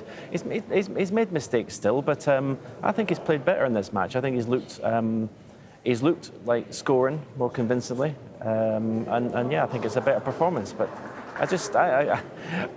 it will never cease to amaze me what happens at this place, the pressure that players are under. I mean, John and I, that shot when Stephen Maguire left himself, there's 2 reds left, we both said he's going to leave himself on this red to try and take the other one out, but he'll miss the red he's going for, and he done it. Well, no wonder there's an ovation for this young man coming in, because regardless of what happens in the next little while, such resilience from this 23-year-old from Blackpool. He is unranked, he is officially an amateur, to keep coming back time after time. 4 times he's levelled this, even at one point, of course, led at 11-10, and we are down to a final frame decider. This is frame 25. It's all about this one. Back to you, Sean and John.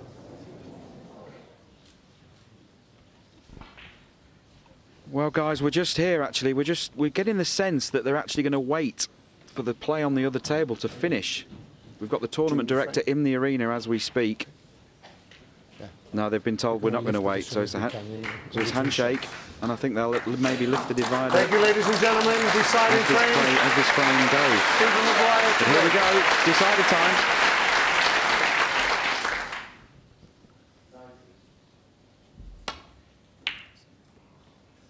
Much too thick on the end red. So without having to do anything, James Cahill gets first chance.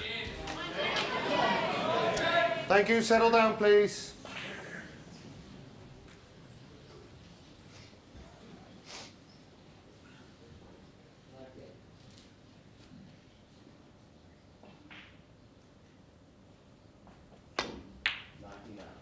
In it goes, needs to miss the red.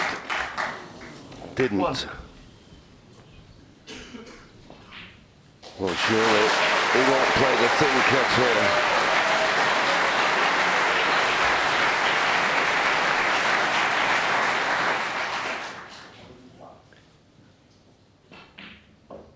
Yeah, I think the tournament director wanted to lift the dividing wall, to give everybody an opportunity in this Crucible Theatre to watch this deciding frame. It's just gone on that little bit too long, which is a pity, but there you go. You can't have them sat in the seats for too long.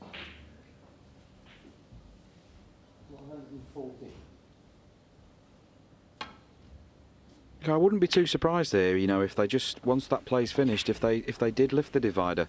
I'd say they've got somebody stood waiting backstage to do it. They were going to do it. You can just ask the lads here just to take a breath. It'll only take seconds to lift the divider up. Well, I think it'd be good. When at the end of the day, we are in the business of entertainment. That's it, play has now finished on table one.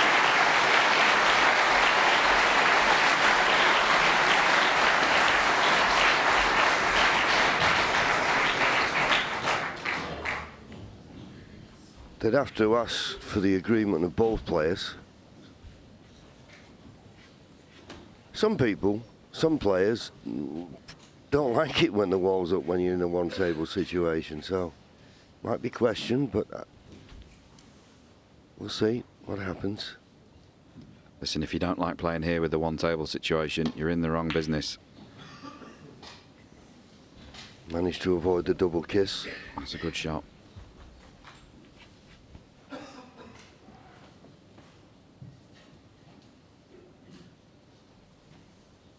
I think after the shot, which it looks like it's going to be a containing safety, I think Jan Verhaas, oh, where's the cue ball going? Foul. In the corner. Stephen Maguire, 4.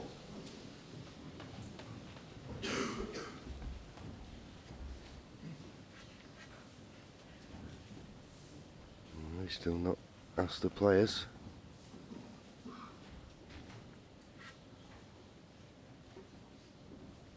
And it is all in darkness. They've left the balls on the other table, which is usually a sign they're going to lift the wall quickly. Anyway, in the meantime, this red, a big shot for Stephen. And right in the heart of the pocket. As John Parrott said, if he could just get his cue arm going again, we know what he's capable of. And he's perfect on the blue.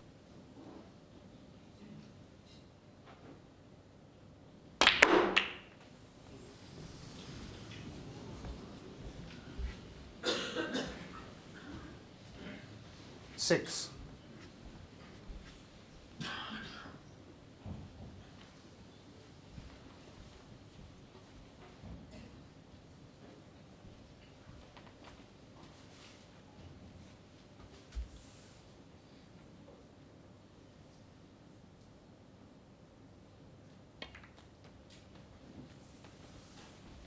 Stephen Maguire, 6. Now's the time to lift the divider, guys. Yeah, go. Now's the time. Just hang on 1 second, James. Thank you. And a very appreciative audience on the other side of the arena. Good decision. Thank you. Now we can all enjoy it.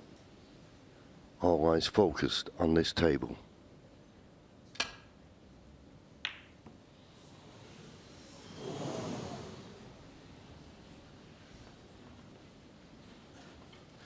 And there's James's family. Well, how could you bet? Well, Sean, must be harder for them than James out there. I know my family have been through it over the years. They've sat in those balconies, playing every single shot for you, going through the mill. They can't affect it. At least as the player, you can have some effect on things. I'm not too sure it's harder for the family, though. I'm not sure about that.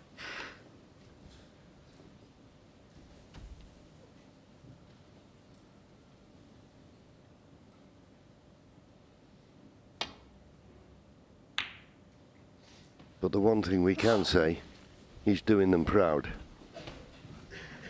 Absolutely. What an experience this has been for James. He'd never even been here, you know. He'd never even been to watch a match here before this week. Unbelievable.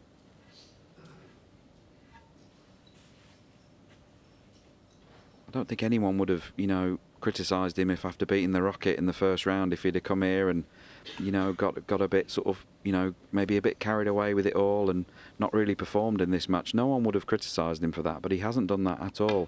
Here he is at 12 frames all with Stephen Maguire to get to the quarter-finals of the World Championships. Yep. Brilliant.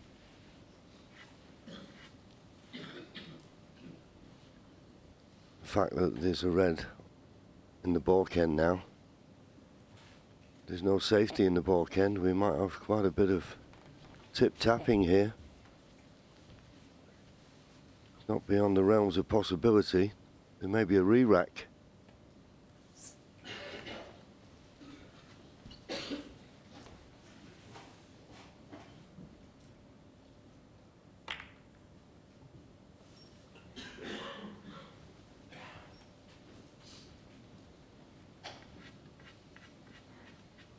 Chance for Stephen to send the cue ball to the balk end, but if he doesn't cover the red that's on the balk line, he just leaves an easy safety shot. He's just having a look now.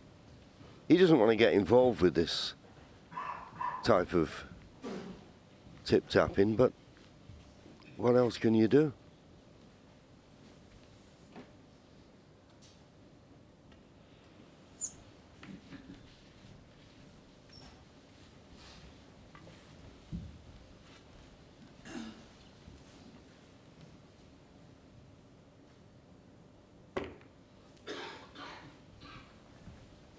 Well, as James left the path to the red on the balk line. As I say, neither player will want to be playing this frame the way it's being played out at the moment. If Stephen can get to the red on the balk line, he can send it back up the end and normal service will be resumed. I don't think he can see enough to pot it. So that stopped the stalemate.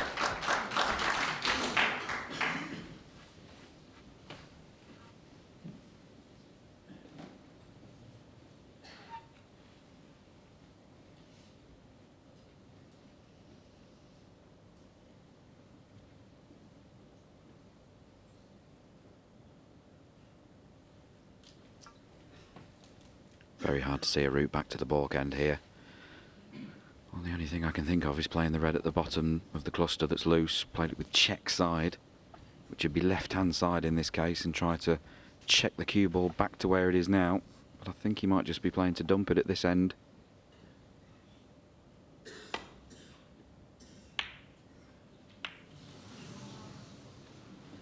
Well, as Dennis Taylor would say, the old DDK, sorry, the dreaded double kiss, but it's not that dreaded because he's not left a pot on for Stephen.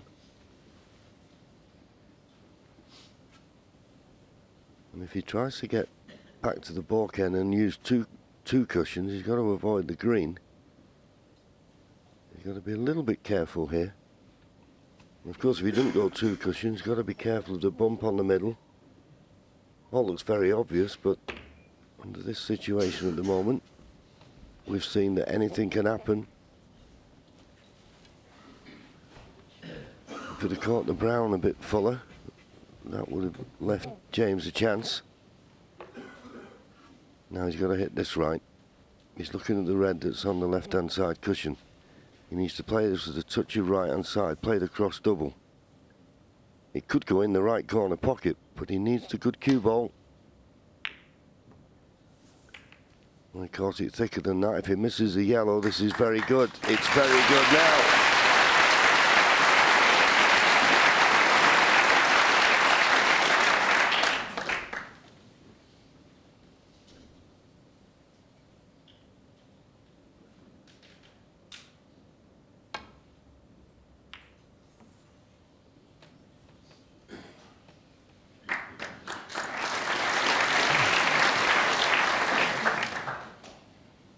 Chance to gain the initiative now for James Cahill. Keep the cue ball on the left-hand side of the table as we look. And there'll be no path back to balk down that side of the table because the pink's blocking that. Advantage James Cahill in the safety exchange now.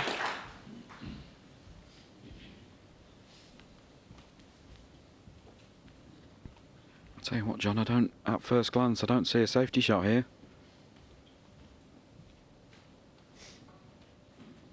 No. And, well, I can't see really how he can just roll to one and possibly not leave a pot on. He'll do well here. He's in a spot of bother here, Stephen. Now, sometimes Stephen, when he's in a spot of bother, and well, a lot of players will try to pot the way out of trouble. That is an option. There is a red that is possible. But boy, it's risky. It's all or nothing. I mean, you just stand there as the player. You've put so much time and effort into this tournament, preparing. You're in the second round. You're 12 all in the decider. You so don't want to throw it away on a, you know, I just had to go for the long red. I couldn't see a shot. He doesn't want to do that. There's a red to the right of the pink spot, which pots. But it's just the end. If he misses it, it's the end. Yeah, it's an all or nothing. But I don't see an option here. I'm not really sure what he can do. Yeah, if he tried to come off two cushions and nestle into the cluster, I mean, he could still leave a pot on there, unless he judged it to perfection. He could play two cushions and try and rest on the red that's on the black spot. He could play 1, 2 in behind and just rest on it. But this is very high tariff. Well, that's what he's trying, but he doesn't want to run around the back of it. He's played it a bit pacier than he would have intended. Oh, but he's found it. He's got out of jail there. A wonderful shot. That was way better than the shot I suggested. He definitely played for that back row of reds in the cluster. It was a much bigger target. Great shot. A great shot from Stephen Maguire. Yeah, we go on about pots all the time, but that was a tremendous shot. To not leave a pot on the position he was in, first class. It was the pace he played it with you that makes you think he didn't play for the red closest to the top cushion. Another roll though, he'd have left a red to the right middle.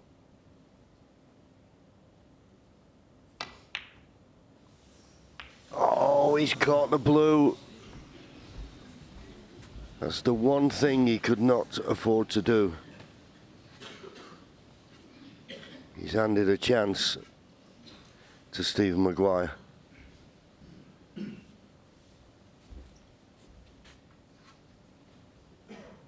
But we've got to remember the last frame.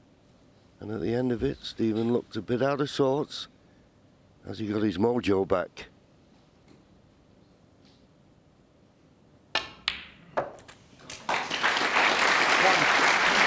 Excellent strike, Stephen Maguire. After everything that's gone on in this match, that was wonderful. He struck that really purely. Probably gone a little bit further up the table than he intended, but the red's in the pocket, so we don't mind. Just trying to work the puzzle out. The red on the black spot's causing the problem, because I'm sure the next colour will be the black. So he doesn't want it to go up the table when it's respotted. He's obviously going to pop the green or blue, then another red, and then it'll be the black, I'm sure. So where will it go? He doesn't want it going up the other end of the table. Wants to try and restore some normality to these events. He might play the blue and crash into the reds here. But he's aiming low. I think he's playing for the red on the black spot.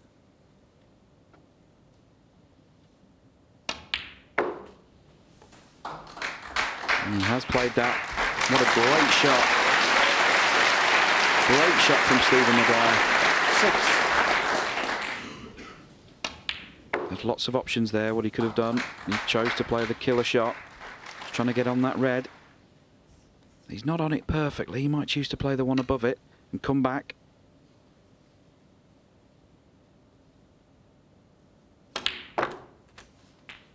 7.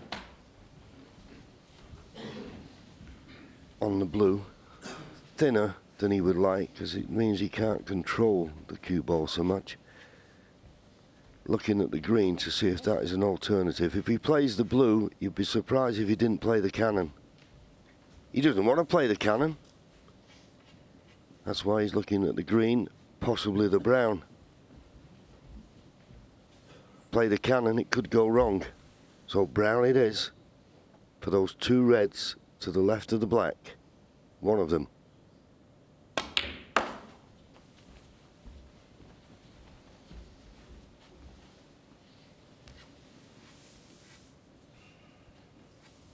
Landed nicely.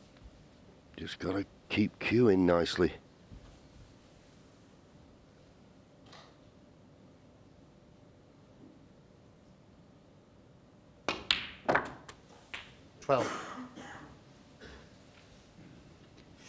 He just potted that red a little bit thinly. It was just into the left-hand heart of the pocket left-hand side of the pocket as we look. And that's why the cue ball's just travelled those extra few inches further.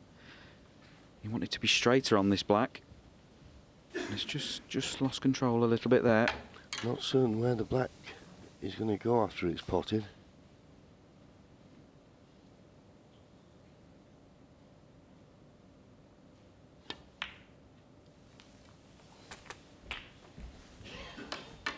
Yeah, he played that nicely. Is the black spot available? Jan Verhaas just checking it. No. High spot available is the pink spot. 19. So that black and pink are now out of commission. Do well to win frame and match at this visit now. And that's why a few shots ago he played for the red on the black spot. He just wasn't on it well enough to get out for a colour. But now he's tied pink and black up.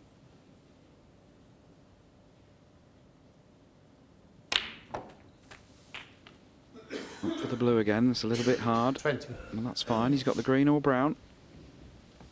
Always better to be long than short in those situations. But you feel at some stage there's going to have to be some cannon played.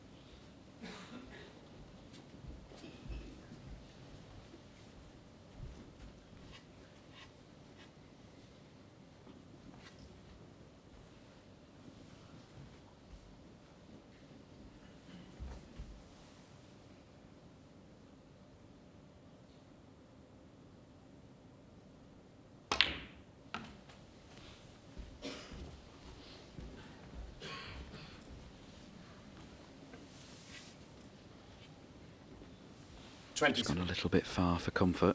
Coming round to have a look at the potting angle.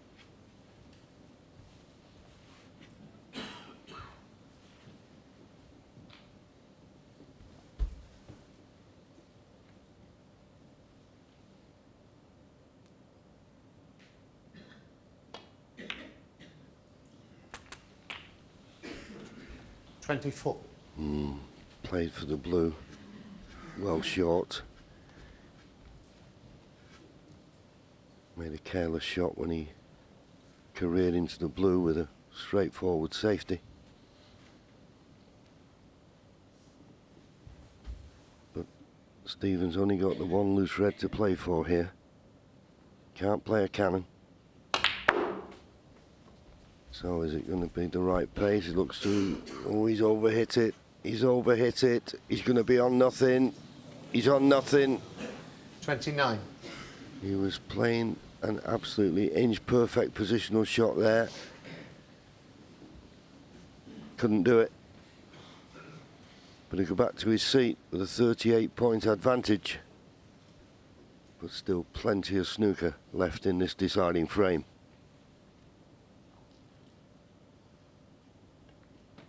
Stephen Maguire, 29.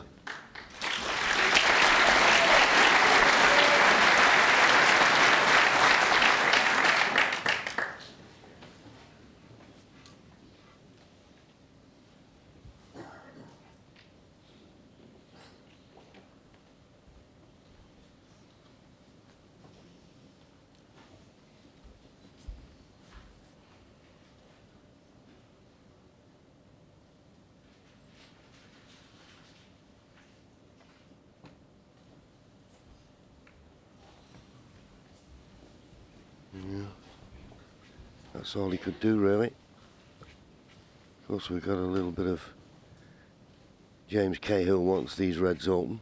Stephen doesn't.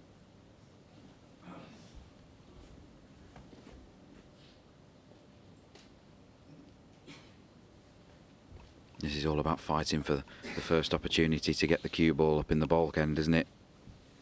Neither player wants to play away from the pack here and give that opportunity to the other player.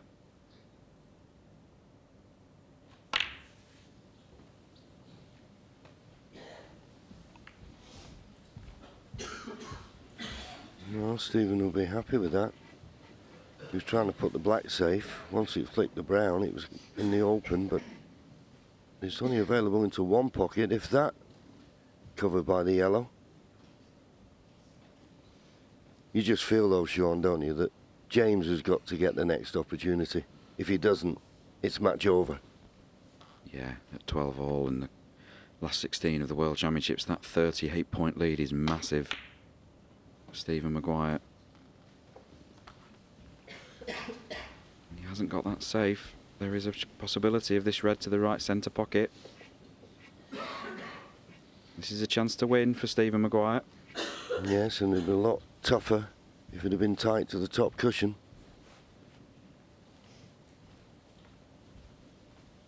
This is where a top player usually excels, when they see a ball that can win and frame a match.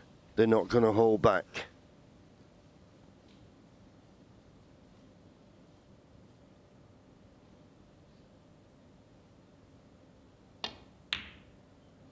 Well played.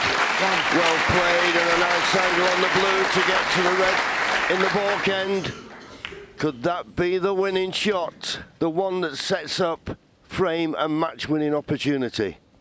It looks like it to me.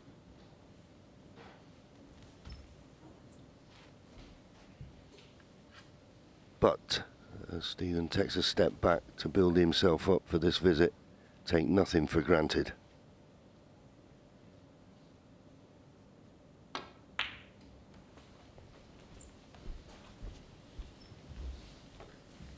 I think it has to be said, John, that bearing in mind what's gone on in this match before, Stephen Maguire has played an excellent deciding frame up to this point.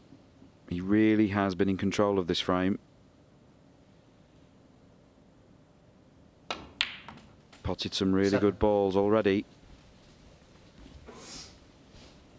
Will he risk the cannon to the pack here? He's got to. Surely he's got to. Because he can't win it with just the one red. They'll lose, he'll be unlucky not to be on one. He's got the perfect angle. He's got to play it. And if it breaks right, it's the match winner.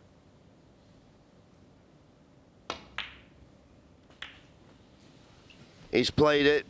Oh, the red's just drifted to the cushion. It couldn't have gone worse. 12. Well, he hit them absolutely perfect at the right pace. And the red just off the cushion makes it missable, particularly as he's got to play a little bit of pace. Let's have a look again. Sean, couldn't have hit it sweeter. Absolutely plumb on the cannon on the red. He couldn't have played it better, as you say. He's just so unlucky the red's drifted into the most awkward place. If it was on the cushion, this would be much easier. The fact it's just off makes it very, very difficult. Obviously, the slower he plays it, the more chance he has of getting it. But if he were to miss it and play it slow, he sticks the game.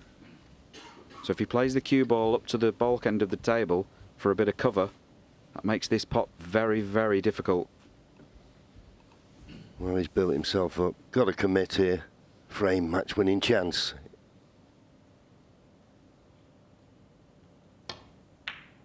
Played it well, never touched the side, and he's perfect on the blue. The chance is now there. No more cannons required. James Cahill sits in his chair as the giant killer come to the end of his run at this year's Betfred World Snooker Championship.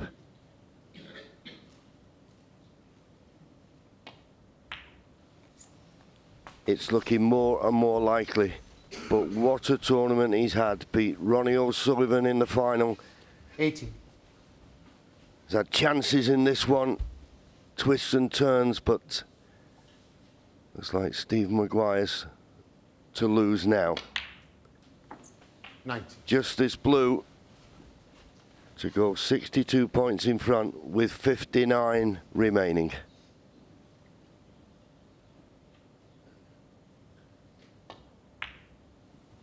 In it goes. Well, we'll be hearing a lot of James Cahill in the future. We really will. I've been very impressed with him, a talented lad, and he'll be back many times. But as you said, Sean, every credit to Stephen Maguire, because in the last frame, in all honesty, he looked as though he'd gone. It's been a remarkable turnaround from what we saw in the previous few frames. This just showing what an absolute legend he is, what a character he is, what a champion he is. 30. Got those fighting qualities that you just cannot teach. Stephen Maguire. And James Cahill says well played and puts his hand down and shakes Stephen Maguire's hand. Well, what a match. The family will be disappointed for James, but he's done them proud and he'll be back, that's for sure. But Stephen Maguire had to dig deep, real deep. But in the end, you can see the delight on his face. He's in the quarter-final. He wins by 13 frames to 12. Well done. Well done indeed. Stephen Maguire has slain James the Giant Killer Cahill, if I can get it out. But it took a heck of an effort. What an engrossing match. What a fantastic conclusion. And you've got to say, Stephen Hendry, you said he can't do this. He can't win, Stephen. What a pundit. What a judge.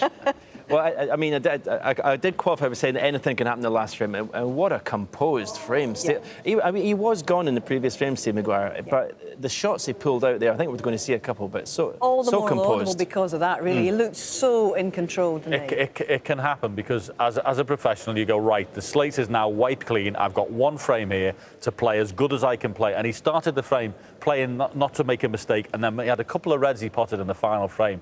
I mean, if you think about the one...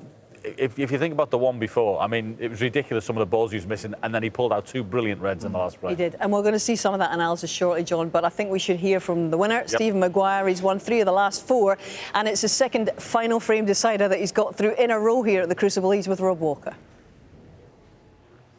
Stephen, my goodness me, that was dramatic. Talk about edgy. Yeah, edgy's the word. I was gone. I was completely gone now. And somehow I've managed to play a decent last frame, but I was expecting the worst, even though I was 9-8 up at one point and 9 each, I was just expecting the worst. It just seemed to be a couple of times where you inexplicably broke down on simple pots, where you nailed the big ones. Yeah, my cue action's gone. I don't know. I've got 3 days to work on it now because I'm cueing right across the white. And I went for a practice today before the match, me and my dad. And the two of us just kind of looked at each other. We knew it was going to be hard today because I never potted a ball for half an hour, so I didn't expect to play well there. How do you keep your emotions in check at the end of such a long match when you get deep into a decider? You're asking me that? I thought I'd done okay. It was either go one way, get fired up, but I wasn't playing good enough to get fired up. So when you get fired up and you're raging about the table and missing, it doesn't look right, it doesn't feel right, and there was nothing there to get buzzed up about. So I went the other way and I was just quite expecting the worst. So I kind of switched off and just thought, well, worst comes to worst, I go home tonight. Did you feel very, very different about that match? Yeah. Because obviously many people were expecting you to face Ronnie and you would have been the underdog, and all of a sudden you were under huge pressure because, on paper, facing Cahill was a massive opportunity. To be honest, I did. I let it get to me because it shouldn't matter. It shouldn't matter who you're playing. But obviously, no disrespect to James, but I was gearing up for Ronnie because I thought it was going to be Ronnie. And then all of a sudden you get hit and it's James, and it's all back on me.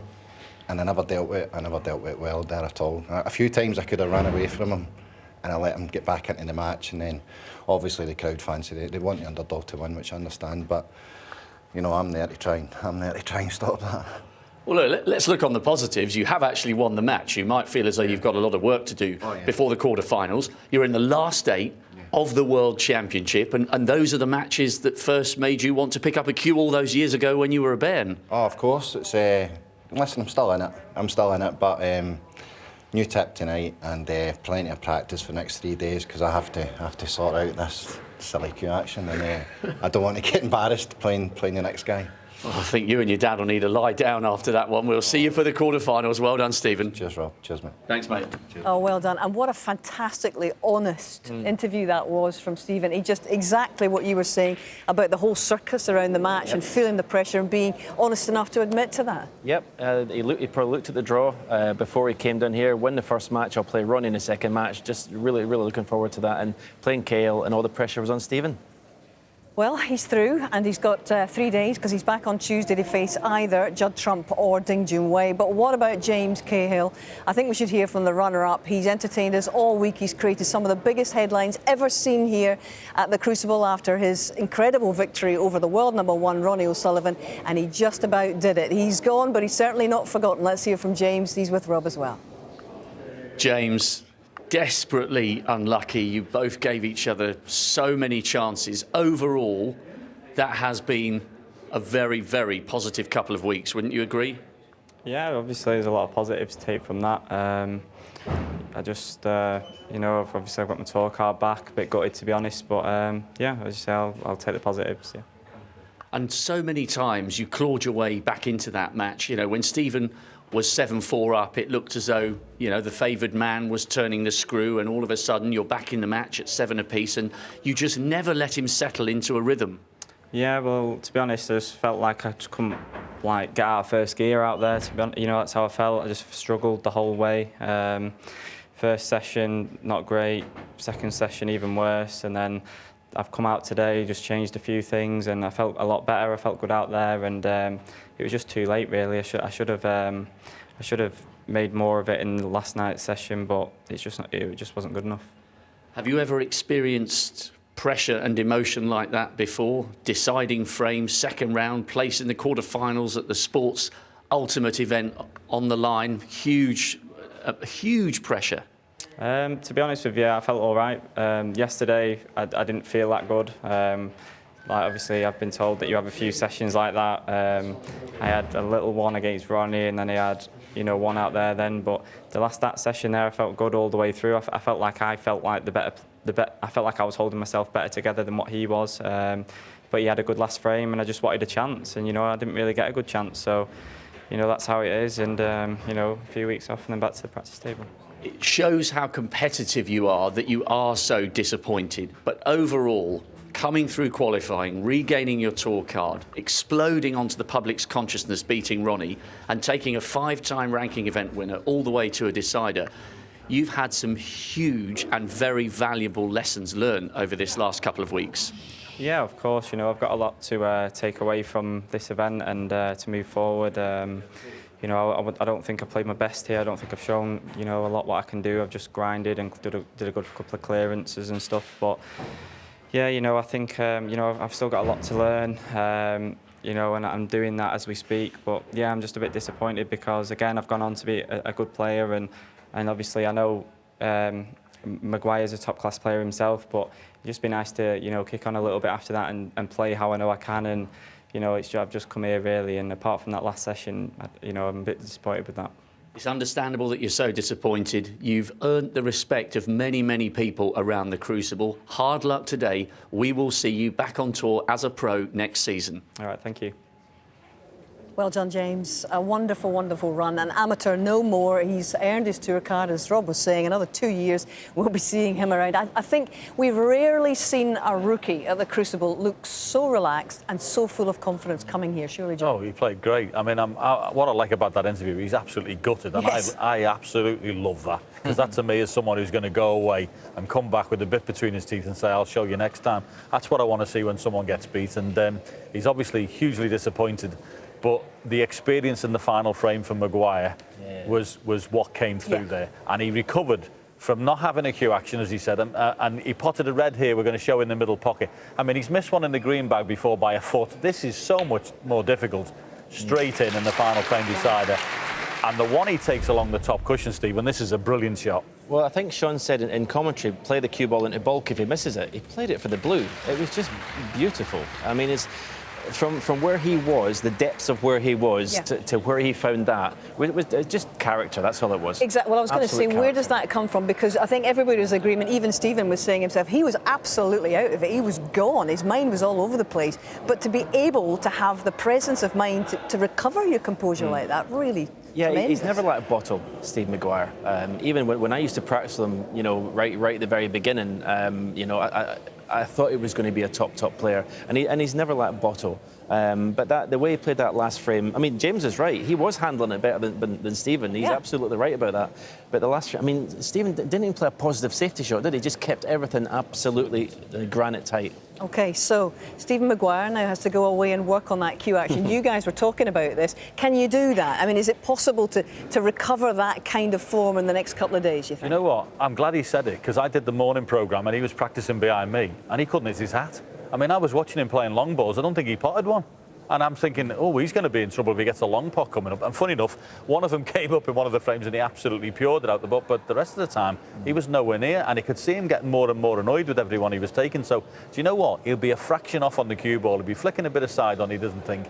He'll just go back to working on that cue ball. He'll be fine. It'll be something really minor, but at this level, on these cloths where you don't need to put side on, he can just have a little tweak here. He just needs somebody to be standing behind him and watching him go through the ball. A lot of work to be done, yes, but maybe a lot of sleep to be had as well, because that's 2 final frame deciders as we do. And that takes a lot out of you at the Crucible, surely. It does, but when you get the W's, that makes all the difference. You know, you might probably have a couple of pints with his dad tonight, chill out, and then tomorrow, say, get a new tip on. And if I was, I'd go back to basics. Don't worry about long pots now. Go back to basics. Just pot easy balls, and get that rhythm back. OK, gentlemen, well, we're on a long shift today because we're going to stay on. We were due to come off at 6 o'clock, but clearly events have been so dramatic that we've stayed on. We were due to come back on again at 7 o'clock, so we're just going to stay on now. Why not? Because about 7:10, we're going to be starting the evening session, and we've got the defending champion, Mark Williams, in some difficulty against Dave Gilbert, and we'll be going live to that one. But we do have a session to finish off from early this afternoon, which has been rather placed in the shadows because of events in that Cahill Maguire match, and it features John Higgins, the 4-time world champion, up against Stuart Bingham. Now, actually, John Higgins was in a real difficulty here. He was 4-1 down against Bingham, but he has won the next 2, and we're going to join him in the last frame of this session. Let's enjoy this one. Nowhere near. I said a couple of frames ago, John Higgins is very good at finding something, even although he's been feeling a bit under the weather, only in terms of his game. He looks to me to just be not clicking into gear, because he's far from that, but he's definitely striking it better.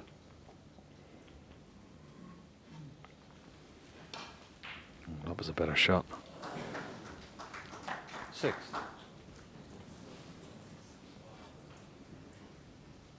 These players, these great players, the truly great players, when they do find a little something that can go a long way. 7. Be interesting to see what John Higgins does here. He's got a lovely angle. Does he try and go into the pack here?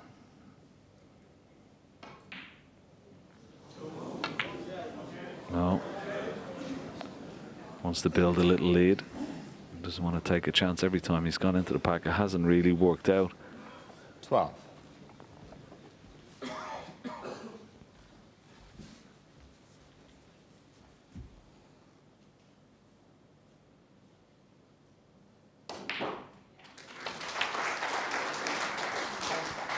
$13. The only problem about not going into the pack, okay, you get another 16, maybe 20 points, but he's going to have to rely on getting another good angle on the blue. And there you saw another big bounce 20. off that side cushion.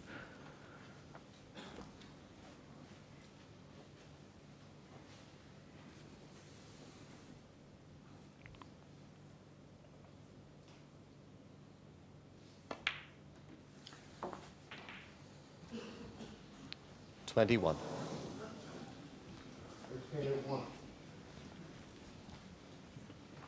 I wonder if he's interested. He's obviously going to be interested in the pack here. It's whether does he want a piece of the pink, or does he want to nestle in the 2 reds? the loose reds, because if he does that, he's almost sure to be on one of them. It's just how, I suppose, greedy in a way he wants to be. Played actually a clever little shot. He just wanted to guarantee being on one, and this is the one. This would be the choice, the one to corner. Yeah, when potting this, he'll just brush the one just to the right of it. Bring that into play as well. He only needs a slight little cannon off the. Well, he's screwing back, so he's going to try and bring the pink into play here. 27. Played that nicely, but unfortunately for John, only brought one more red into play. Well, he's coming around to have a look. Maybe one red in the middle of the pack. Is he having a look at the plant? A plant possibly into this bottom right-hand corner pocket. Well.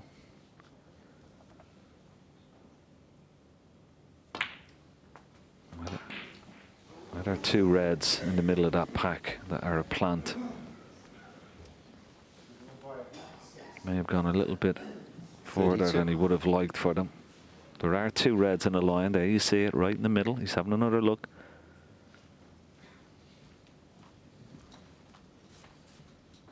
Just seeing, is there a gap between the reds? Well, he's getting this red clean, so maybe he's gone too far with the cue ball to take that plant on.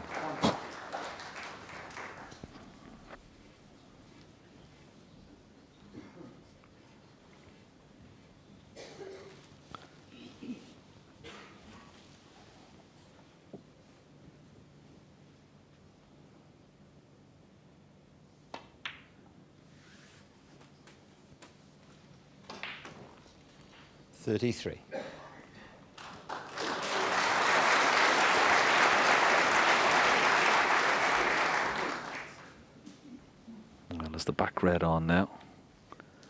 Bit close to the cushion with the cue ball, but the back red is open, so he can possibly get on this off the blue.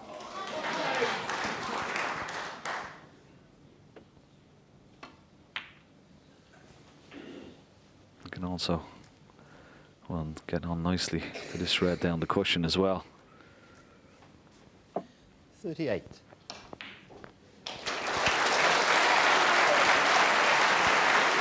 That's impressive. This has been by John, not been vintage. A good solid shot again. He got an angle to promote a few reds. He's been through his trials and tribulations today, but sometimes, especially with these great players, it's not about waiting for the storm to pass, it's about learning to dance in the rain. And he's not quite dancing yet, John, but certainly picked up his standards. Now, just judge this correctly, which he has. Good chance now. He's pushed through the other red. 46.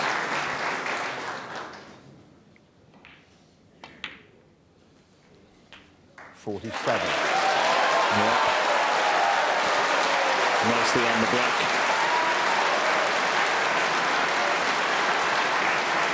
I'm not quite sure whether that plant is still on now. After brushing through the pack there, is the plant still on? He's on the loose red, so it's not too bad.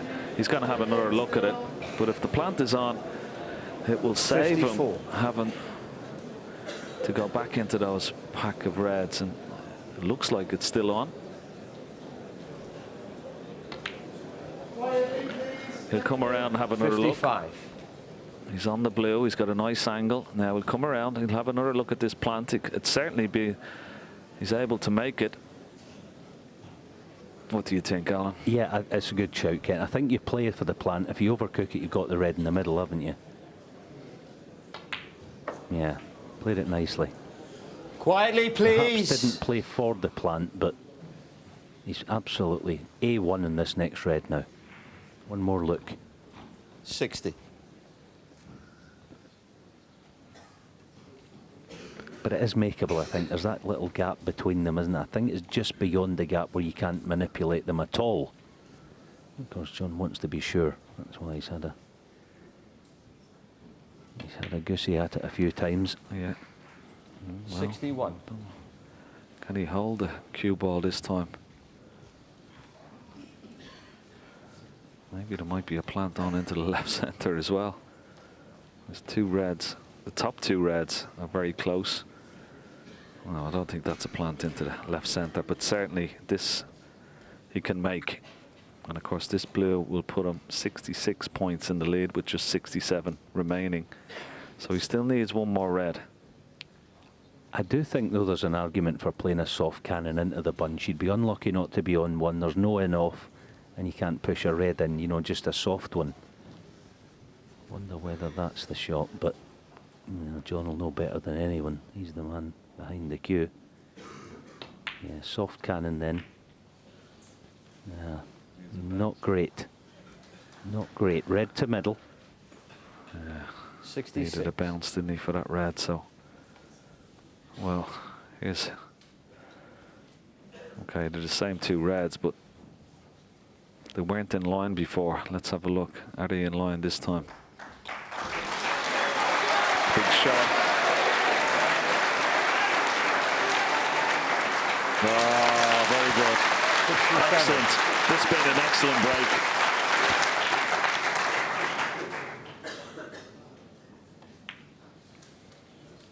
Been top drawer. We knew he was going to find something at some stage. We just didn't know when, but 74. Excellent break.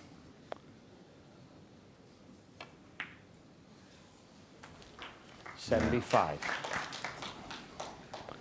It's been the highest break of this session, and it's come at a good time for John Higgins to level up the match. 82. 4 frames all. Now, can he go on and make a century? 83.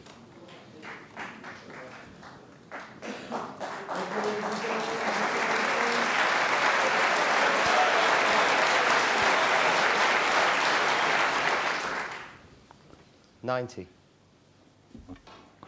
There's already been 47 century breaks in this tournament. We're very 91. Close, I think, to... I think we will break the record this year. Has been way above the average.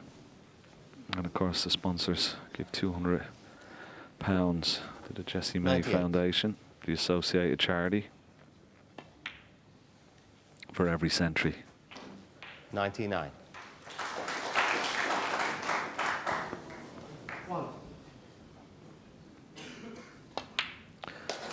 That's career 754 for the 4-time world champion. 105. He's pulled this up from his bootlaces, Alan, because this was hardly expected. No, it didn't look like it was going to happen. At one stage, 4-1 behind. Stuart Bingham wasn't exactly dominating, but 110. John was doing nothing. He's found something. I did suggest earlier that he's capable of doing it. We know that. I'd love to know what the change has been, but it's definitely been there. 114. Certainly picked up the pace, and anyway, throughout this break, looked a lot more self-assured. And a fantastic finish, isn't it? Yeah, and sorry, Kenny, the other thing is it's a positive thing to take into tomorrow, isn't it? That's the beauty of it, where Stuart will have to maybe hit the practice table. Yeah, absolutely. 125.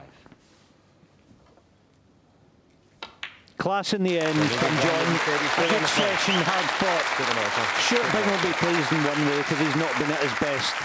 John Higgins, you feel, has something to take into tomorrow, but it's all square as they leave.